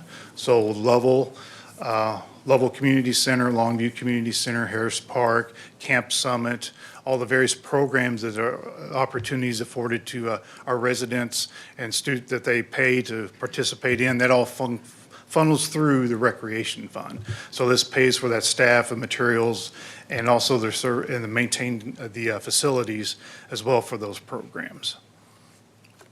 And then Stormwater Utility Fund was established a few years ago. They've had some minor cost. The $100,000 in FY27 that's budgeted there for the election cost coming up in August, as well as money to print informational materials. We can't go out and promote it and say vote yes, but we can provide information of what would be provided and for transparency to the public. And I guess just the year-to-year comparison. And then the last group of funds, we're getting close to the end, is our internal service funds. This is 3 programs, our central billing services, fleet operations, and IT services. As mentioned earlier, we do have some frozen positions in each one of these departments impacted. So you kind of see the reduction in expenditures going into FY27. So all these 3 programs are funded through charges to other departments. So there's no outside revenue coming in. It's all just internal services. So it's charged to all departments across the city and all funds. And these are some additional funds that we use. Our internal service funds, our short-term disability fund, unemployment, and workers' comp. That's another. We used to be 3 separates because they were relatively small funds. We combined them into one fund, and they're tracked using what we refer to as work tags and work day. Our largest one is the workers' comp, where we are pretty well self-insured, and we have a third-party administrator that helps us manage that program. We have had some significant claims in the past year, which you can see reflected in the actuals there in FY25. So we did see an increase in that cost to all the departments across the organization going into FY27 as we need to maintain the balance to continue to provide that service and coverage. Our short-term disability and unemployment, those are kind of a per employee rate to pay some cost out directly as well as the catastrophic and unemployment insurance. Risk management, that's our used to be called the Claims and Damages Fund, but now it's called Risk Management, where we manage our property liability insurance. That's where we pay for our small claims. It's small fender benders with a piece of city equipment. That's where that's charged out of there, as well as paying those premiums for our insurance. And should we have a major claim, that's where the copay, or not the copay, yeah, the deductible will be paid out of that fund as well for that claim. The next lines down there, up until this year, we used to have the internal service funds, those three funds prior, and our ERP funds, the equipment funds, used to be commingled. So one of the things we did this year is we've separated those out for better tracking, so we know what our balances are for our operational and our equipment replacement. So this is this next group of funds. So you're used to seeing the abbreviations, so the BURP, VERP, MERP, SLRP funds. So that's what these are here written out so everyone can see the names. You can see one of the building equipment replacement. You can see the reduction in our proposed budget is $250,000. Typically, we do $600,000. So because the contribution is less, we back down the spending authority to $250,000. And those were projects that were planned already for this year, so they'll be able to get those completed. The vehicle equipment replacement fund program there. You can see it's one of those that's going to vary because depending on the number of vehicles that are up for replacement that year, it will vary greatly. And it's also the lead time that sometimes we may order them. We just had some vehicles come in earlier this year, were ordered back in FY23 just because of the lead time. So that will function and vary throughout from year to year. The bottom four are all related to technology. And you'll notice the first two, machine equipment and the software license, those have direct charge. So those are the ones that are direct charge to departments based upon what they actually use. So the equipment, our monitors, computers, those are things directly charged to department. And software license, those are things that are department-specific software that they use. Then the bottom two, those are the ones that are more citywide used. If you think about Workday, Microsoft 365, Granicus, some of these larger softwares that are used across the organization, that's the citywide. And those charges are distributed across the departments based upon the FTE count. So the more FTEs you have in your department, the larger portion you pay for those. So I bring this down to our total proposed budget, which is for FY27, it's just over $500 million. And so if anyone tries to tie back the FY26 amounts, this is based upon the amended budget amount that we put in the public hearing posting that has to go out tomorrow. So the earlier slides, when Eric did the general fund, he was doing off the original. So that's why you may see some differences there, just for transparency. And then one other footnote, the internal service funds, that 34 million, you'll notice that's, if you add those others up, it's about $9 million off, because part of the budget amendment number 4, I believe, is when we actually transferred that money and that spending from those operational funds over to those ERP funds. So that's why they kind of inflated it. And we just put it here in these totals column as opposed to putting it back in the details, so it didn't skew that. All right. Any questions? Do you have any questions from the committee about all the other funds? Thank you. It's always informative. All right, I'll turn it over to Mr. Dunning to do the wrap-up. Okay, so moving forward, here we are at May 4th this evening, receiving some feedback and direction, so we probably need to talk about approach forward if we're going to stick with this June 2nd public hearing. As you heard Mr. Gentry say, we're prepared to put out the public hearing notice for tomorrow, but if we want to make some changes to what was presented this evening, we've got a couple options, right? We can go ahead and publish as we've got planned, just knowing that it will take direction and propose a budget amendment to achieve what that direction is, or direction to deficit spend from public safety sales tax is another option. We can still publish and just have that discussion as part of the public hearing. But that, in order to hit the June 2nd public hearing, we absolutely need to publish public hearing notice tomorrow. So. And that would set us up for a second reading on June 9th. Okay. General direction. So if we pushed all this, just to look at options, if we pushed all this out a week, does that still get us time to have second reading at like our June 16th meeting, or are we pretty set on really wanting to have this hearing on June 2nd? I think the June 2nd was the one that we had planned for. If we held the public hearing on June 9th, that still sets up for a second reading on the June 16th meeting. Okay. Just to make sure I understand the options. So for the council, for the committee, would you guys rather direct a spend down of public safety sales tax fund balance, or a later budget amendment, or push the calendar out a week so that staff has time to put final numbers together before publishing notice for the hearing. Whatever's easiest. What's your preference, Mr. Dunning, operationally? It's a good question. I haven't really had time to talk about the approach with any of the other staff on what might be easiest. Well, not necessarily just easiest, but what philosophically makes the most sense to you? Do you feel better about doing a budget amendment later, or authorizing some or all of this out of public safety sales tax? I mean, I don't like us to just generally plan to deficit spend. I do think we have some extraordinary factors this year that make me less hesitant than usual, but I don't think it's a good habit to get into. So what are... And I apologize, easiest is not the right term. I think just process-wise, and I'm gonna see if I have some heads nodding over here.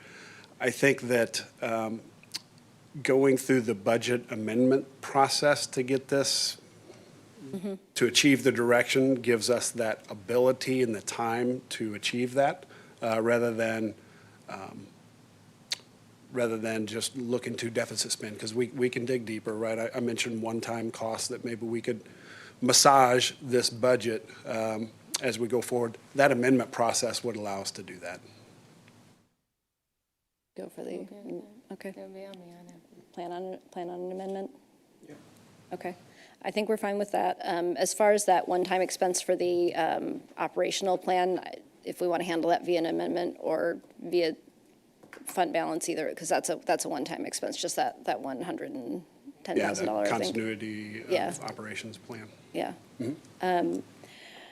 I think we gave pretty clear direction on the fire side. We had talked a little bit about the police side and had a little bit of discussion about maybe wanting to bring back some funds for some outreach. Did we want to give that direction as well? I just want to make sure that we're clear on exactly what our direction is tonight. Sure, yeah, thank you because what I heard was, of course, we talked quite a bit about fire programs, training. Could probably dig a little deeper on the PD side with Chief Forbes, understanding what service level reductions were there, and then I also heard feedback on the lobbyist services. Yeah, so I think those, and then I think you have the overall philosophy of what we're looking for on public safety based on the discussion around fire, so maybe having some conversations on the police side to make sure that that philosophy is being executed as well. I think we tried to ask some questions of Chief Forbes to make sure that we understood if there were going to be any really impactful cuts there, and I understand all these cuts are impactful. So I just want to make sure that we're understanding these and making sure that there's not any essential training or support that we're missing on the police side that maybe we just didn't get a chance to dig into tonight, that we value adequate training and resources and peer support for our police officers as well as our firefighters. So just making sure that it didn't get lost in the shuffle. Understood. Okay. Anything else that you guys think we need to touch on? Okay. Mr. Dunning, is there anything else that you need from us? I don't think so. We'll move forward with the public hearing, knowing that we're receiving direction. I would say as part of the public hearing, we will bring forward the committee recommendations so that we're taking direction from the council as a whole in order to do that. Absolutely. Yeah, this would be our recommendation to the full council. We'll revise the presentation to incorporate that additional feedback as we go through for the public hearing presentation. I think that makes a lot of sense. Okay. Thank you very much. I know this has been a very, very challenging process for a whole lot of reasons. Just have to say it, Jackson County makes it very challenging, and we're all working in a really difficult environment with a lot of uncertainty, and I appreciate the amount of work that you've done, the amount of work that your team has done. I know this has not been easy. I know everybody is making sacrifices. We always want to go forward every year, and this year we've got some real challenges in being able to do that. So I appreciate the work that's gone into this. Thank you for all the committee time as well. Thank you. Is that the last slide in the presentation? Yes. All right, then we are at roundtable. Do we have roundtable from members of the committee?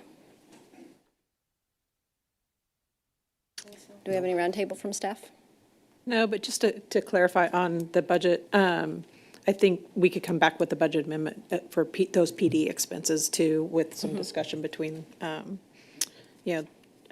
City Manager Dunning and Chief Forbes, so.